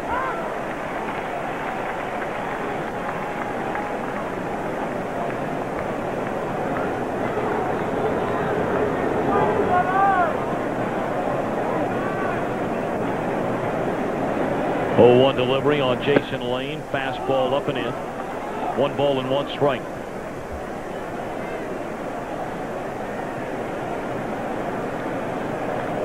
Get him off the plate. That fastball up under his armpits. Then go back away.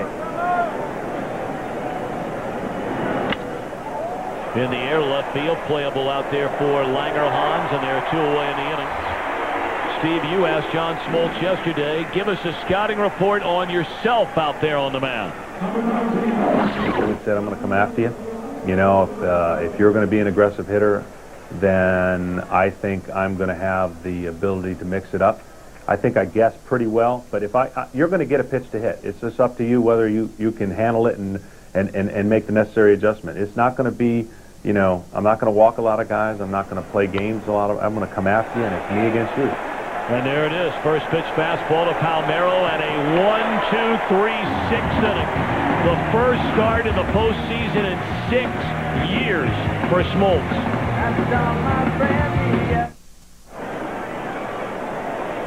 The night is over for Roger Clemens.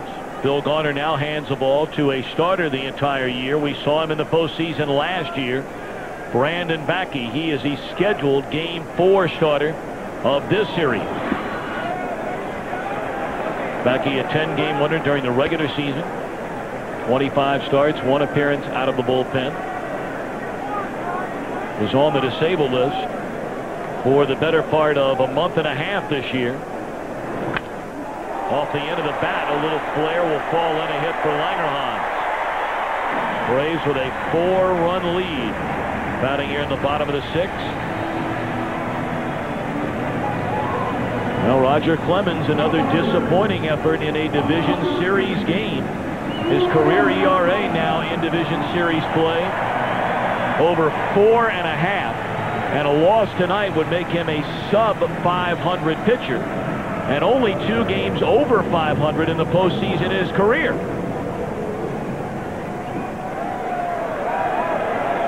Backey had one of the best pitching outings in the postseason we saw all of 2004. That one in the air down the left field line off the bat of McCann towards the corner. Foul. Backey locked up in Game 5 of that league championship series, you may remember, against Woody Williams. 8 shutout innings. And he was the master of location in that ball game, something that he struggled with this season. He's walked 67 guys this year. Bill Garner told us before this ball game, even though Backey's supposed to be the number 4 starter, this would be his day to throw on the side. He was actually hoping to get Backey into the game and let him throw 1 or 2. Fastball up and in. McCann got Atlanta on the board back in the 2nd inning with 2 on and 2 out. Hit a 2-0 pitch from Clemens to the seats in right center field in his first postseason at bat.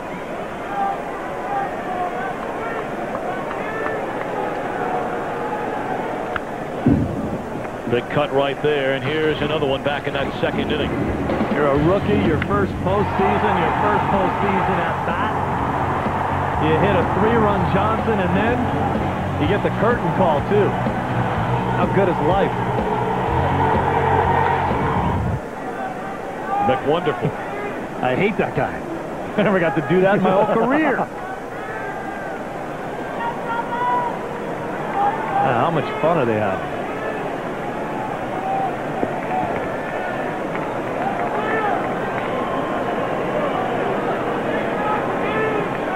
One and two on Brian McCann. Breaking ball foul tipped into the mid of off Smith, strike 3.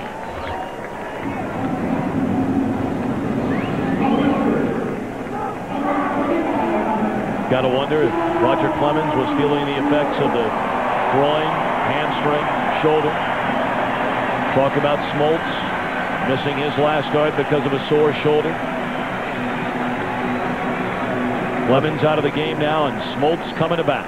Well, Clemens, for the last month, said it's only been in the last few days that he could actually bend over and tie his shoe. The hamstring was so bad.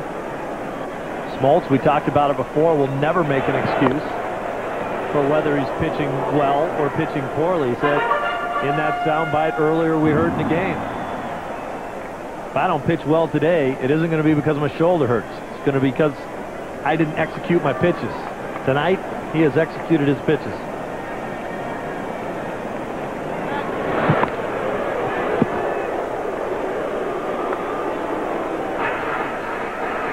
Smoltz threw 40 pitches over the first 2 innings. He's thrown 43 in the last 4. Challenging people, fastballs, striking them out with a lot of breaking balls. Bunted, backing, going to look to second, throw that way, gets the out, throw to first, double play. This will be the 3rd time that Bobby Cox will have a discussion with Jeff Nelson, the first base umpire.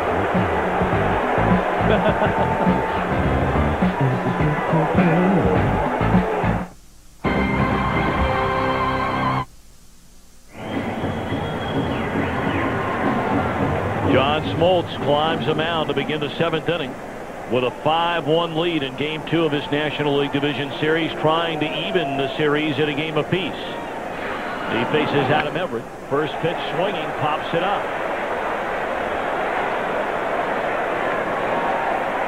Let's watch the play that Brandon Backey made in the inning. Remember, he was a big-time high school quarterback. Went to college as an outfielder. Great athlete. Makes the play to second with the second baseman covering on the play. Smoltz thought he was safe. Biggio there with the stretch. I tell you what, Mr. Nelson down there, Jeff Nelson, the first base umpire, has had a lot of conversations with Bobby Cox today. 3 of them. I think Nelson's been right every time. That one might have been the closest play of them all. Generally, we talk about a manager wearing out a path from his dugout to the mound when he's having to change pitchers. Well, Bobby hasn't made a pitching change, but his path being worn out down Jeff Nelson's way. Meanwhile, Smoltz wearing out this Astros lineup. And Bobby's still pacing around in that dugout back in the 1st inning. You may remember a would-be double play in the 1st inning. Nelson calling Morgan Ensberg's save. Bobby came out. In the 3rd inning, line drive, throw by Furcal. Call save. Bobby came out. And then the play a moment ago. Out call made at first. And Bobby came out. He's done. You know, Bobby had a double knee replacement here a few years ago. His doctor told him to get some exercise. So he's just coming out, having a few conversations, wanting to make sure that he's still feeling good. I think more than anything, Bobby Cox came out that last time to make sure that John Smoltz didn't argue too much and maybe get tossed out of this game, basically protecting Smoltz. Figured he ran all the way out there. Might as well say something. Chris Burke off the bench down the left field line, and that is a fair ball up against the wall. So the pinch hitter Burke breaks a string of 13 out of 14 retired by Smoltz. That's the first hit since the 2-out single in the 5th inning by Tavares.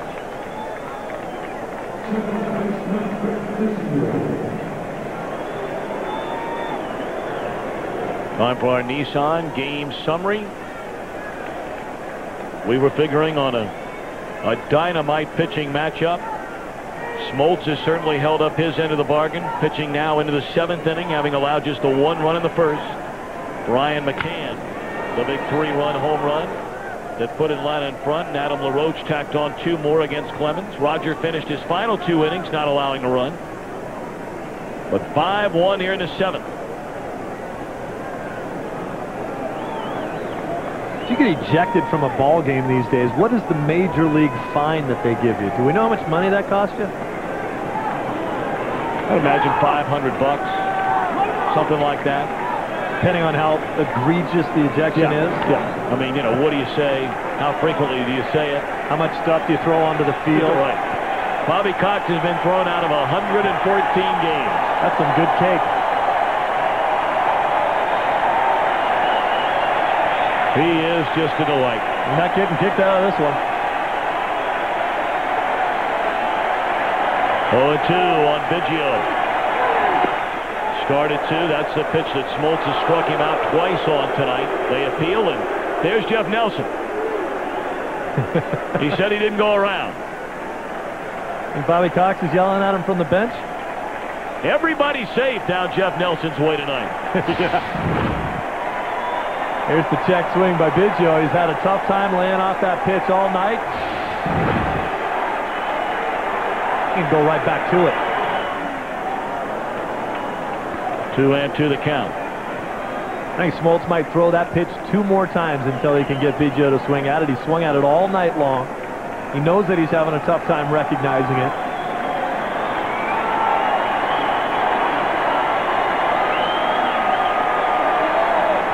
Crowd on their feet. Smoltz has been a Brave since 1987. There's that breaking ball again and again. Biggio, he's been around the block a time or 2 here in his 4th at bat, laying off of it. So what now from Smoltz? 3-2. Fastball. I think Smoltz is starting to get tired. This may be it for him. Throw the fastball, put it in a good location. Don't let Biggio just pound it over the left field wall. Go outside with it, put it on the outside corner, but make sure you throw a strike here. Chris Rietzman, who's given up 4 runs in each of his last 2 postseason appearances. Game 5 last year against the Astros.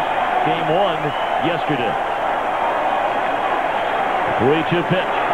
Breaking ball. Diving play by Jones. The throw in time.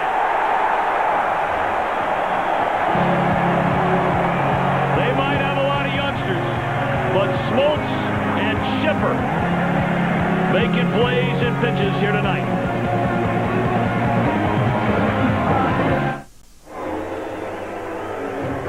The Division Series on Fox, sponsored by Sprint. Sprint, yes you can. By Subway Restaurants. Subway, eat fresh. By Midas, trust the Midas touch. And by Nissan, to remind you to shift the way you move through the world.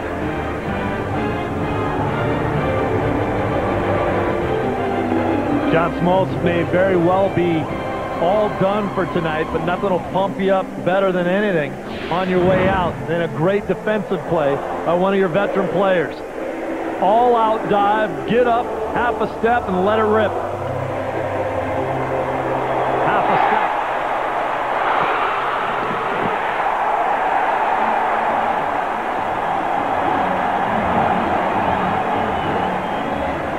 Well, that's great stuff. How pumped up was Smoltzy there at the end. You know, when you get thrown out by a half a step, that's one thing. But when you're a guy like Biggio on that play and you dive in, and it's a close play, well, what do you call it then? Thrown out by a nose or a chin or what? Second pitching change used by Phil Garner. Clemens started, Backy a scoreless inning, and now Chad Qualls. This is an outstanding Houston bullpen, led, of course, by their closer, Brad Lidge, whom we did not see yesterday in Game 1. He started to warm up, but didn't come in the game. And it's going to take some kind of comeback to see him here tonight. Well, you have Qualls and Wheeler and Lidge. Talking about shortening down games. Every team wants to shorten the game down. to make it feel like less than a 9-inning game. If you can make it a 7-inning game. But Lidge is just absolutely lights out. I think you and I both agree he might have been the single most unhittable pitcher I have ever seen over about a 12-day period in October last year. Did not give up a single run in the league championship series. Unhittable. There was a slider that literally breaks straight down and a 96 to 98 mile an hour fastball. The pride of Notre Dame. Bouncing ball foul up the first base line. Lidge allowed 1 run during the entire postseason last year, and that was against Atlanta in the first game in which he pitched. After that, no one could touch Brad Lidge. Chad Qualls, another one of those guys who can throw mid-90s, hard sinker, good slider, split finger to go with it as well.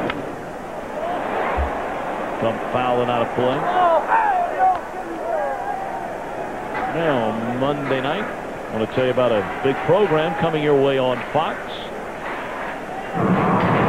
The breakout hit of the new season, Monday night, 9 Eastern, 8 Central, on Fox. Prison Break. Viewer discretion advised. Great show, Prison Break. I know a few of those guys. Throw up the line, and for Call off to the races. Is he going for 3? You betcha. Here comes a throw. Slide. And he is out at third.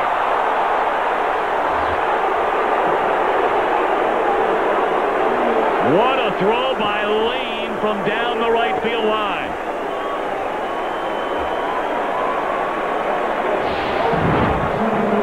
You need a play like this to keep yourself in any chance of winning this ball game. Qualls doesn't really have his feet underneath him when he makes that throw. For Call, takes a look over his shoulder, makes the decision for himself. Third base umpire Eric Cooper right on top of the play. Call comes sliding in. There's the throw right on the bag. Pretty close. Where's Bobby? Only to first. That's too far to run. Right. We talked about the bad wheels and the knee replacement through the years.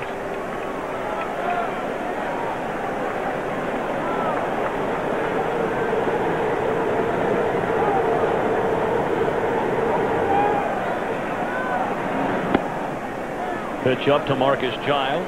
0 for 3 tonight is popped to center, fly to right, and grounded to short.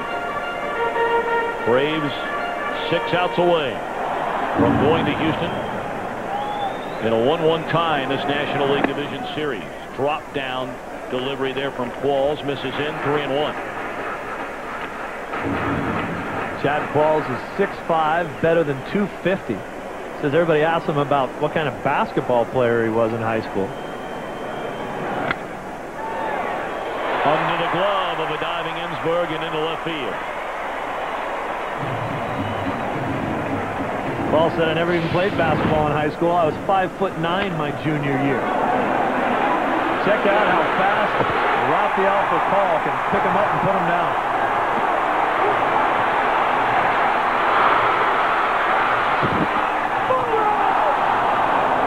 Right there, the only mistake that he really made was looking over his shoulder twice. That's the one play where you really shouldn't pick up your third base coach. He'll tell you whether to go or not. That play's literally behind you as a runner. He looked over his shoulder twice. If he had not done that, he would have been that much quicker into third base.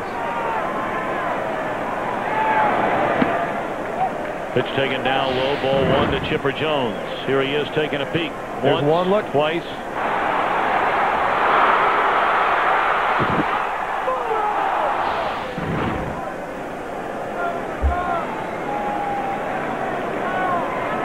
Chipper 0 for 2 has walked and scored, took a big cut on a 1-0 pitch. You know, we were talking about rookies of the year a little bit earlier in the primary candidates.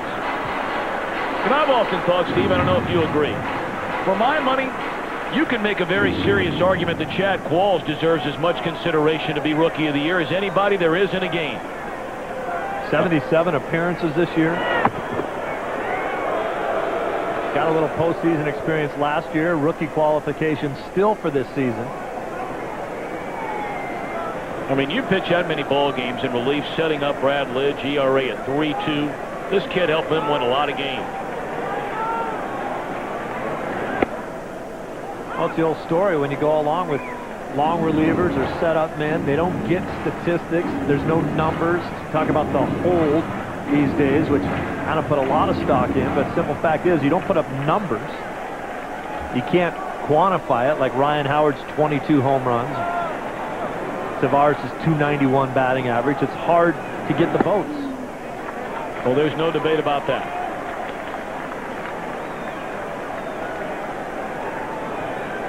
Jeff Francoeur comes in and sets the world on fire, hits 14 home runs, throws everybody and their brother out if they try to run on him.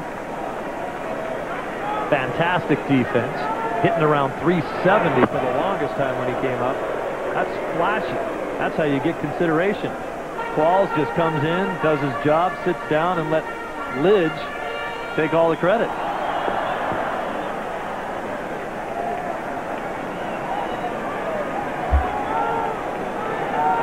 Two. Breaking ball down and into Chipper Jones. Full count. Bobby Cox, very much an aggressive manager, even without a lot of team speed. Generally likes to get runners started. You want to see Chipper take a hack at this one. You see, he's a fastball. Qualls throws lower 90s. Chipper's going to get out in front of one if he likes it. Runner goes, bouncing ball. Bobbled by Biggio with a runner on the go. He can't recover in time to get the out in front of him. So he takes the out at first, 2 gone in the inning. Again, a reminder, tomorrow coming your way on ESPN2, it'll be Game 3. The White Sox and the Red Sox at 4 Eastern, 1 Pacific from Fenway Park, and then over on ESPN, Game 3, 8 o'clock Eastern, 5 o'clock Pacific. The Los Angeles Angels of Anaheim. Paul Byrd on the mound against the big unit. Randy Johnson makes his Yankee postseason debut in the Bronx.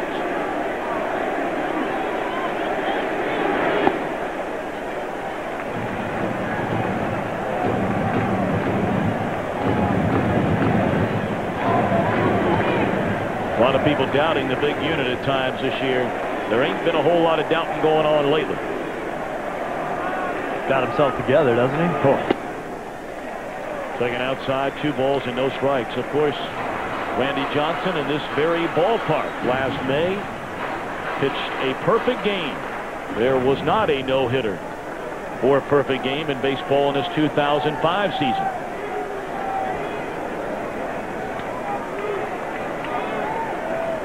Two-0 to Jones. Hey, look at the playoffs this year and the Red Sox and the success they had last year, finally breaking the curse and winning a World Championship. But now the White Sox have them down 2-0. Ironically, the last time the Red Sox had won a World Series, the White Sox had won the next 2, and then they hadn't won one since then. Maybe the curse will be broken for that ball club. Maybe it was just me. I played for both of them. And you took the words right out of my mouth. Taken outside, 3-1 to Andrew Jones. Of course, you didn't play for him in 1920. Yeah, I was still in the minors then. That job Ozzie Guillen has done with that club. Roller up the third baseline, foul. That was a pretty good 3-1 pitch right there by Qualls. Andrew Jones looking for something to hammer, and that broke down and away from him. He barely got a piece of it.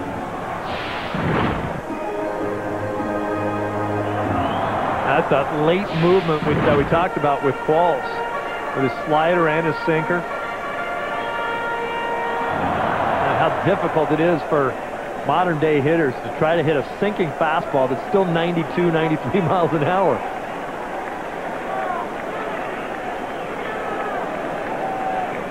Three and 2 on Andrew Jones.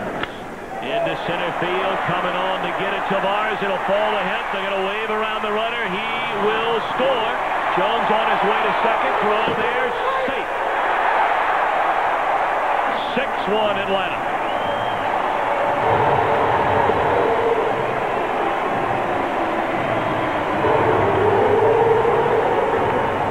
Tommy, these two teams are the 2 best defensive teams in the National League, but this is a mistake right here. You're not going to throw anybody out at home plate. Berkman has to cut that ball off. You see, he had no chance of throwing out anyone at home plate. Now you let Andrew Jones go into second base. This ball must be cut off right there by Berkman so that Jones stays at first base. Steve, you and I talk about it all the time, just some of the subtle things a manager decides to do that can pay off in an inning. For those that are not fans of the running game, you don't have to steal a lot of bases to put yourself in position to score runs. Giles starting on that 3-2 pitch with one out. The little bobble by Biggio. Then he couldn't get that runner at second base who was in scoring position. Base hit Andrew Jones to knock him in. And both of these teams live by the rule of being very aggressive. Like you said, there's only a few guys on each club that can steal bases, but all of them are very aggressive on the base pass. They will take the extra base. They will try to score runs.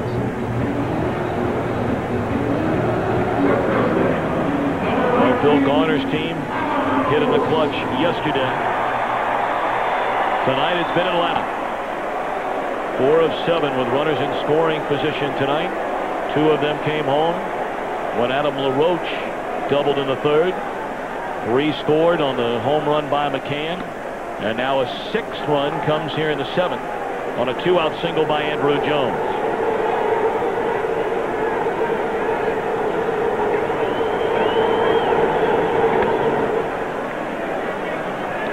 Jeff Francoeur coming up next, and for more on him, let's check in downstairs again with Pam Oliver. Hey, Tom, after game 1, you pick up a newspaper or listen to the radio in this town, and you're already hearing refrains of the same old Braves, but don't try that stuff with the young players on these teams because ignorance is bliss.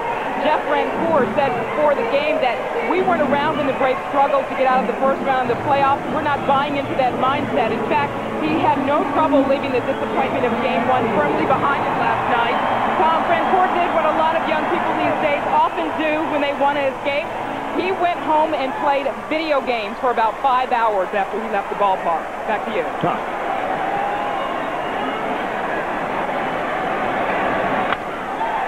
Well, base hit into right field. We'll bring in another run. Throw goes into third, and now it's cut off. And they have Francoeur in a rundown. Runner at third, still drifting. Pitcher handles the ball, tag, and out. Run scoring single by Francoeur makes it 7-1. It's time for a Sprint game break. Here are Jeannie Zalasko and Kevin Kennedy. Welcome to the Sprint game break. Will this be the year the White Sox catch a break? 88 years since their last championship. You mean 1917, Jeannie? I'll make that what easy I mean. for you. Things really heat up this weekend. We'll get to see more of Mel Stoudemire's revamped rotation. Yeah, how about that revamped rotation? Aaron Small, Sean Chacon goes 17-3 down the stretch. Sean Chacon, the biggest start of his life. Maybe a clincher for the Yankees on Saturday. 4 Eastern, 1 Pacific, and of course more Braves, more Astros. Check out the entire postseason schedule on FoxSports.com. This has been the Sprint game break.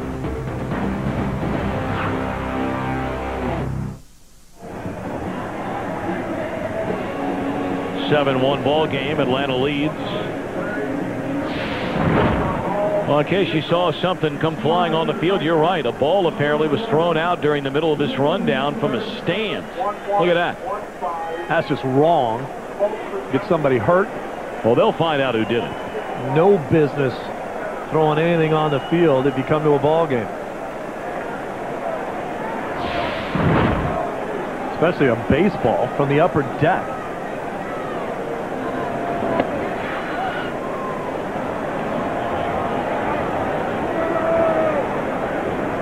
Well, now Bobby Cox turns it over to Chris Rietsma. He needs Rietsma to get some confidence back. He had another solid year out of the Atlanta bullpen. At times was used as their closer after the failure initially of the Danny Kolb experiment coming over from Milwaukee. Durable right-hander. But he certainly has to wash away the memories of his last 2 postseason outings. 4 runs given up to the Astros in Game 5 of last year's division series. 4 more given up in Game 1 against the Astros yesterday. This guy's a better pitcher than that. And there's a little bleeder that'll fall into center field. That's a 3-hit game tonight for the rookie Willie Tavares. That's exactly what happened to Rietsma in last night's ball game, and Bobby Cox defended him, saying that, you know, nobody hit the ball hard against this guy. He gave up a lot of runs, but just gave up a bunch of little bleeders like that one right there, and next thing you know, you're having a bad outing again.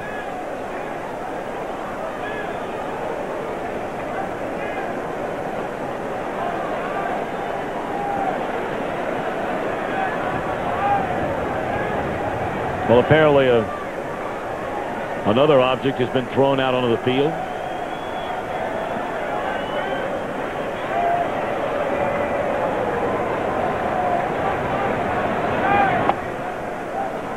What an effort tonight by John Smoltz. And he proves again in the big game, he's the man you want on the mound. Gave up 1 run, 3 hits, an intentional walk in the first inning, and then just challenged hitters thereafter. His final 6, he gives up 4 hits and no runs, only threw 38 pitches to get the final 12 outs. And you just got to be so happy for the season that he had and the job he did tonight after everybody basically told him, you can't do it. He said, I always think it's strange. He said, I'm telling him, I pretty much know what I can do. I've been doing this for a long time. Wanted to be a starter. I went to the pen only because they needed me to.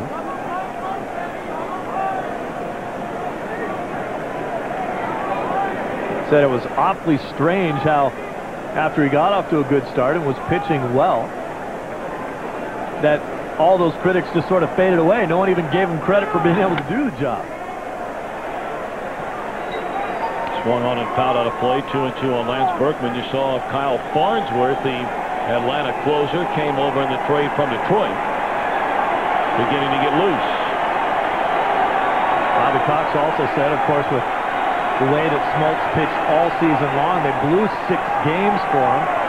Would have been a 20-game winner.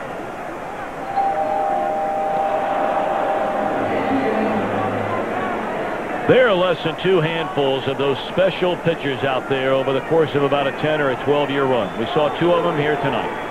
And you can name the other ones off the top of your head like falling out of bed.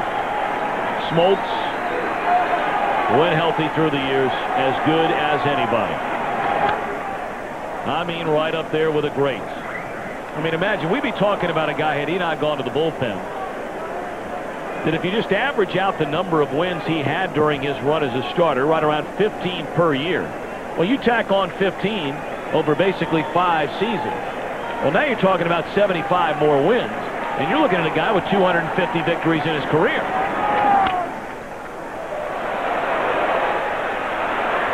Jones waving off Francoeur. First out in the Houston A's. Time for the Dell defining moment of the game. Still a 4-run spread. Back in that 7th inning, and Chipper Jones, the defining moment, ending the Astros' hopes, and the final out tonight for John Smoltz.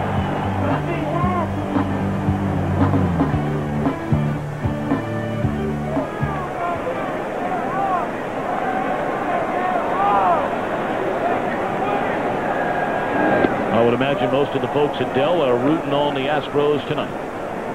Their home turf at Austin, Texas. Yeah.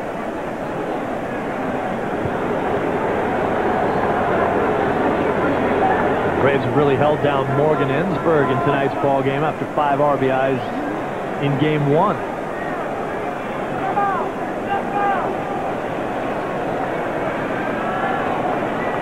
Those guys could be from Austin.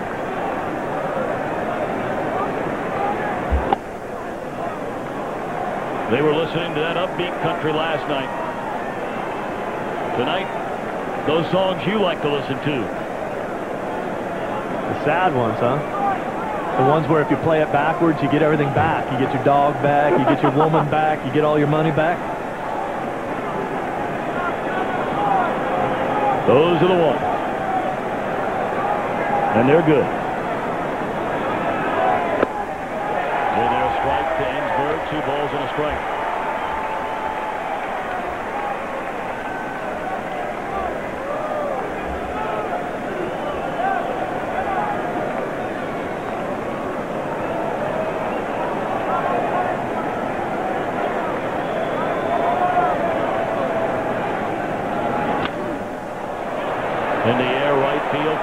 for Francoeur. 2 gone.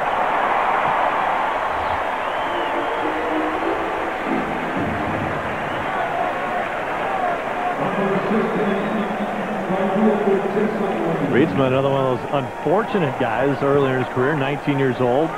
Actually broke his arm while throwing a pitch. Doctors told him he'd never pitch again. He said, "Oh, I have other plans." He's going on to have a pretty darn good career. I mean, he was a very good starter in Cincinnati after originally coming over from Boston.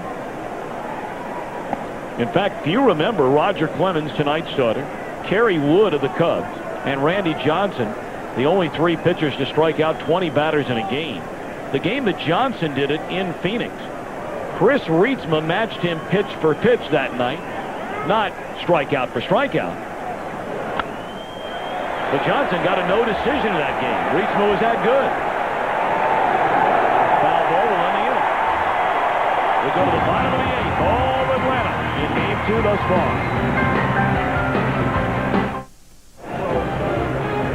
The Division Series on Fox, sponsored by State Farm. Like a good neighbor, State Farm is there. By the new Dell Plasma TV. It's no ordinary TV, it's a Dell.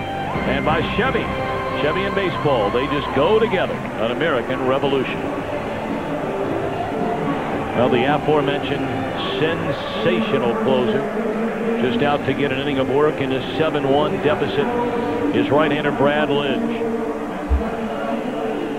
42 saves, only blew 5 of them all year long. He pitched in 3 straight games last weekend as Luke Scott takes over in right for Jason Lane. Lidge saved the game for Clemens last Saturday, saved it for Roy Oswalt last Sunday, officially clinching on the final day of the year a trip to the playoffs.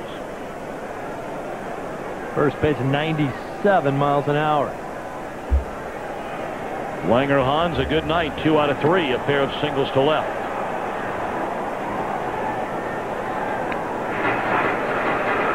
Lidge, you may remember, 3 years ago, came up to the big leagues for the first time and was really 3rd, if you will, on the depth chart from the closer's role. That's when the Astros had that trio in their bullpen of Billy Wagner, Octavio Dotel, and then Lidge as a rookie. Well, Gary Hunsaker, the former general manager, apparently knew exactly what he had in Lidge, because they let Wagner go, they traded Dotel, and then promoted Lidge to the closer. And while Wagner was great, Dotel overpowering at times, Lidge looks like he's going to be one of the great stoppers in the game for many years. Good Lord willing, stays healthy. Great stuff, great attitude. He's had a lot of fun out there. On the ground, followed by Biggio. 1 away. Saturday we come your way. Division Series coverage, a doubleheader on Fox. First at 4 o'clock Eastern, 1 Pacific. The Yankees and the Angels in a critical Game 4. Then at 7:30 Eastern, Game 3 of this series. The Braves and the Astros from Houston.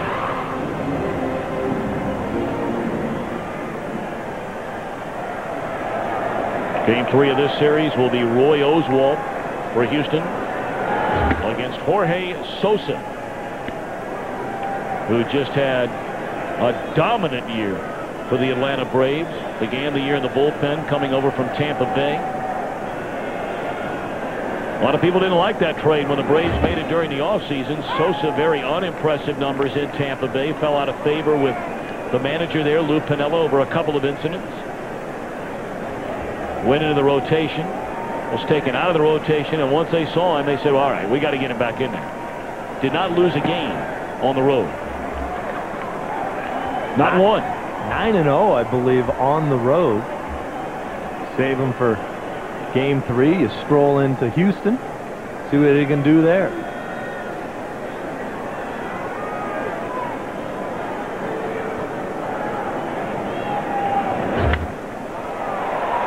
In the air, left field.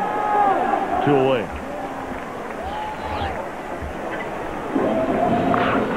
The Braves went 15-4 in Sosa's 19 starts. And you know about Oswalt. a 20-game winner, got his 20th win, the final game of the year.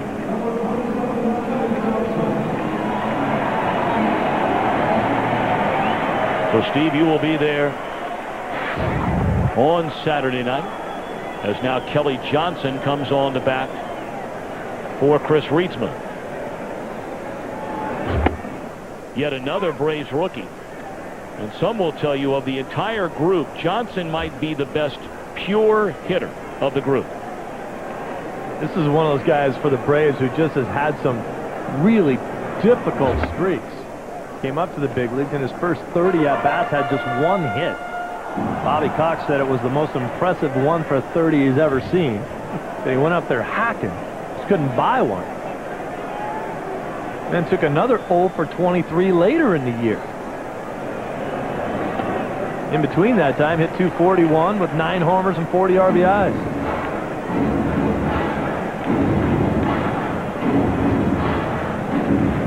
Bill Garner's team, of course, last year during the postseason only lost 1 game at home. That was in the division series against Atlanta. Won all 3 of their games at Minute Maid Park in the National League Championship Series, but lost, of course, all 4 on the road at Busch Stadium in St. Louis. Cardinals have picked up where they left off last year at home. 2-0. They lead their series over San Diego. Ball 4 to Johnson. Right now they might be singing a different kind of sad country song in San Diego. Turn out the lights. Not yet.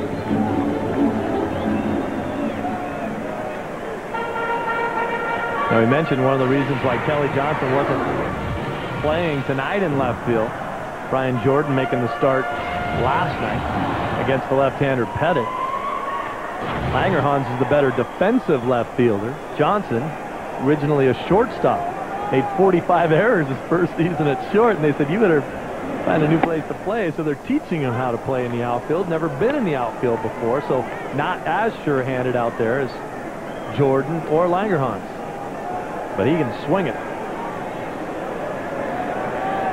Recall a couple of hits. A stolen a base. And that one in the dirt. 1 ball and 1 strike.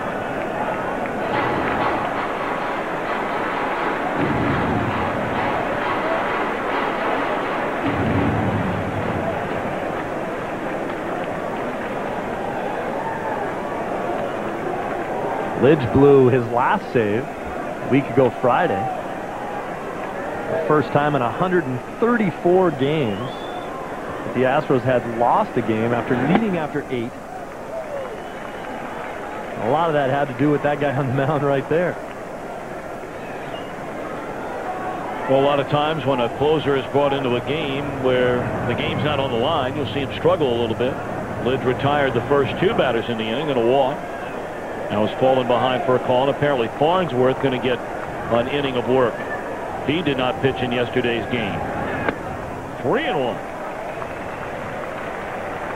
Farnsworth may be the answer that this team's been looking for as a closer. As you mentioned, Dan Kolb did not work out, not even on the postseason roster. Farnsworth was 10 for 10 in save opportunities. You could pretty much see once he harnessed his stuff that he was a closer in the making too. In there, a strike.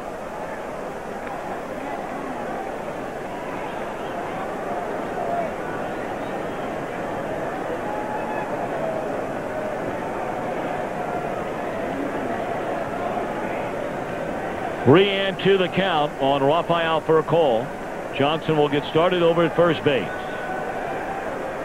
Payoff pitch on the way from Lidge. And fouled back out of play.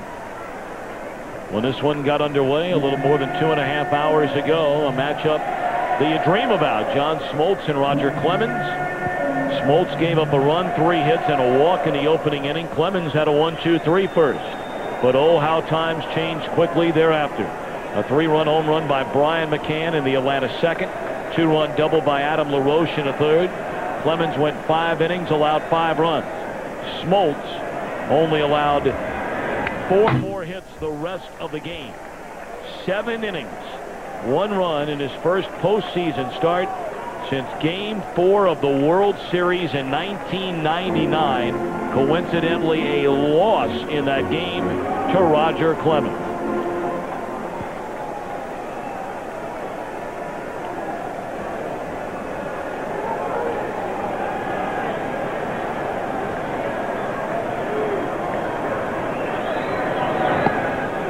Back-to-back walks issued by Lidge here in the 8th with 2 men out. Well, this is the tough part, as you mentioned, Tom. A lot of times when a closer will come into a game not in a safe situation, they just don't have the adrenaline pump. Very, very common to see a closer struggle in those situations.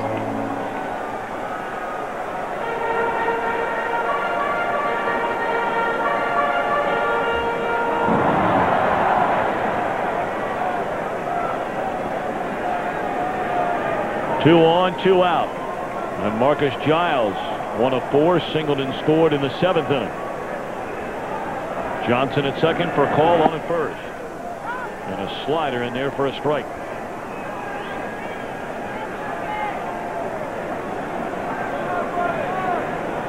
Both teams have the off day tomorrow before Game 3 on Saturday. That's why Phil Garner isn't all that worried about the number of pitches that Lidge is throwing right now, but like to see him get out of this thing sooner rather than later.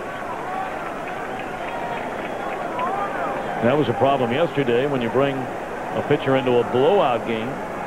The next thing you know, they've thrown 30, 40 pitches.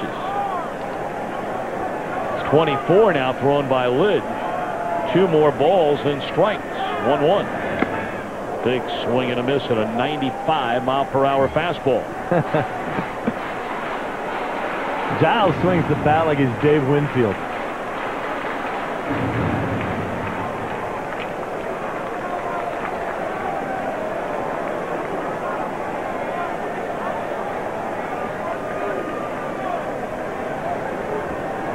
One, 2 to Marcus Giles. And again, fouled out of play.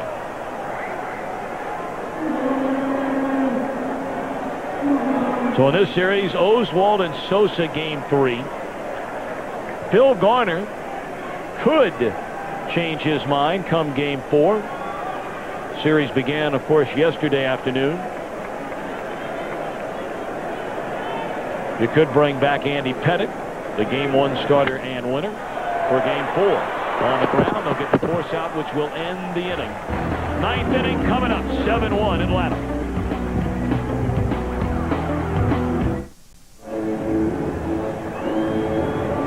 One more shot for the Astros, down 7-1 as we begin the 9th inning. And now taking over, who became the Braves closer. They envisioned him for many, many years to become the closer with the Chicago Cubs. Overpowering stuff, but for whatever reason, could never get it together to be the closer there. Moved on to Detroit in the offseason. Traded here this year at the midway point. Kyle Farnsworth. As hard a thrower as there is in a game today. Was never supposed to be the closer here either. Couldn't find anybody to do the job, and it fell to him, and now he's 10 for 10 in save opportunities since they handed him the ball in that situation. He can flat out bring it. I think the question that many will continue to ask, and you certainly can't gauge it by tonight, is will Farnsworth be ready in nail-biting time, so to speak? Well, one of his biggest problems always has been lack of command. Gets wild sometimes and can't find the plate. That's not a quality that generally goes well hand in hand with a stopper. Guy is built like Hercules. Can hit 100 miles per hour on the radar gun. Well, when he's good, it's hard to imagine anybody could be more dominant or overpowering than Kyle Farnsworth. And certainly you have to like his chances of making that next step, Steve, under the tutelage of Leo Mazzoni. How many guys have come here after struggling maybe other places or not maximizing their talent and then turn to gold in Atlanta. Every guy. Right. There's Leo. 7-1 lead. Still bobbing back and forth. Can't relax. Got a new student out there on the mound.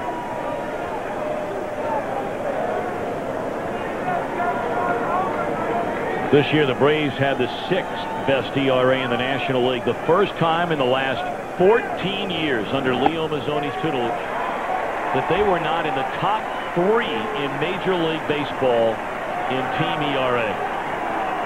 Staggering. Right, look at some of the things that happened to him, and that's one of them right there. Mike Hampton with the surgery. Thompson got hurt. Fly ball straight away center field off the bat of Orlando Palmeiro. One gone in the ninth. Fans, we invite you to join Major League Baseball in our efforts to rebuild the Gulf Coast. Support Habitat for Humanity by calling 1-800-HABITAT, logging on to MLB.com or Habitat.org. A wonderful organization, and many, many need your help.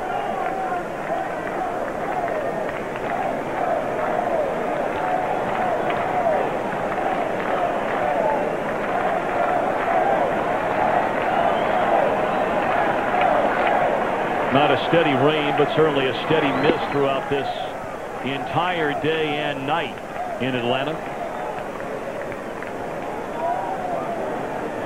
But no problem for John Smoltz.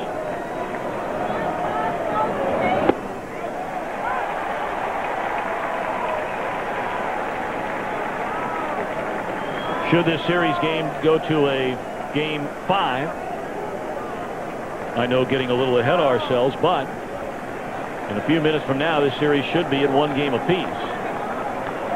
With Bobby Cox, tender shoulder and all, think about bringing back John Smoltz on 3 days rest for game 5 that would be here in Atlanta.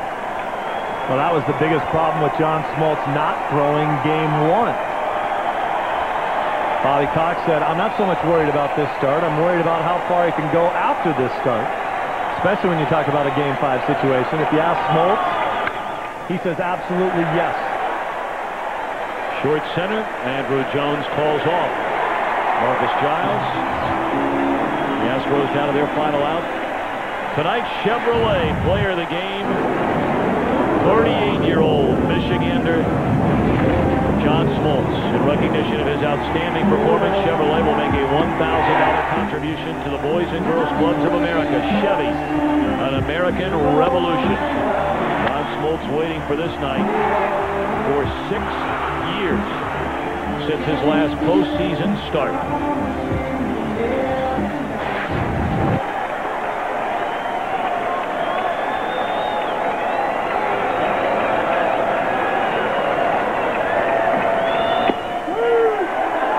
Crowd of 46,181 will go home delighted by and large from Turner Field.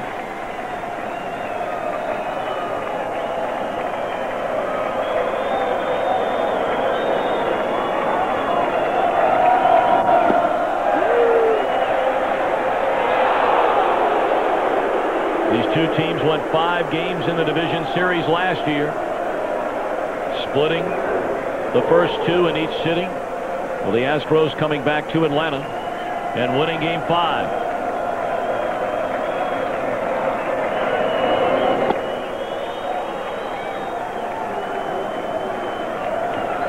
I'd like to thank our producer of tonight's game, Jeff Gowan, our director, Jim Lynch, our associate director, Eric Billigmeyer, and our broadcast associate, Jeremy Green, our technical producer, Dave Hill, our technical director, Jonathan Butler, and our lead tape operator, Deb Robertson, and our entire crew, which will make its way to the Bronx tomorrow, where we will bring you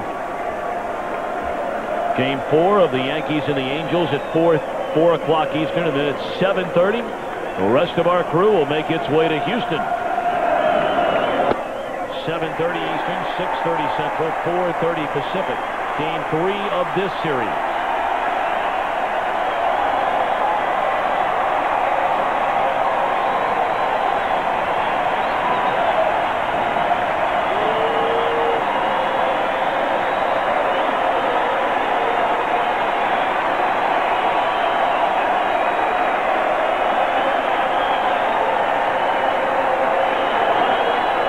Breaking ball, strike 3 called, and that's that. Farnsworth, a perfect night. Langer high. Schiffer, Brian McCann and company celebrate a 7-1 victory and a 1-1 tie in this best-of-5 division series. Great comeback victory for the Braves. We talked about it in the open. At 16 times this year, John Smoltz started a game after a Braves loss.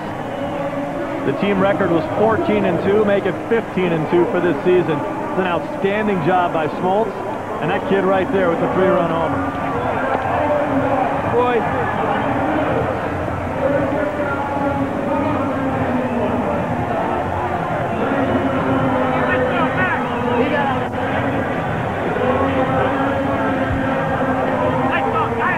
And certainly the Astros, nothing to hang their heads about tonight.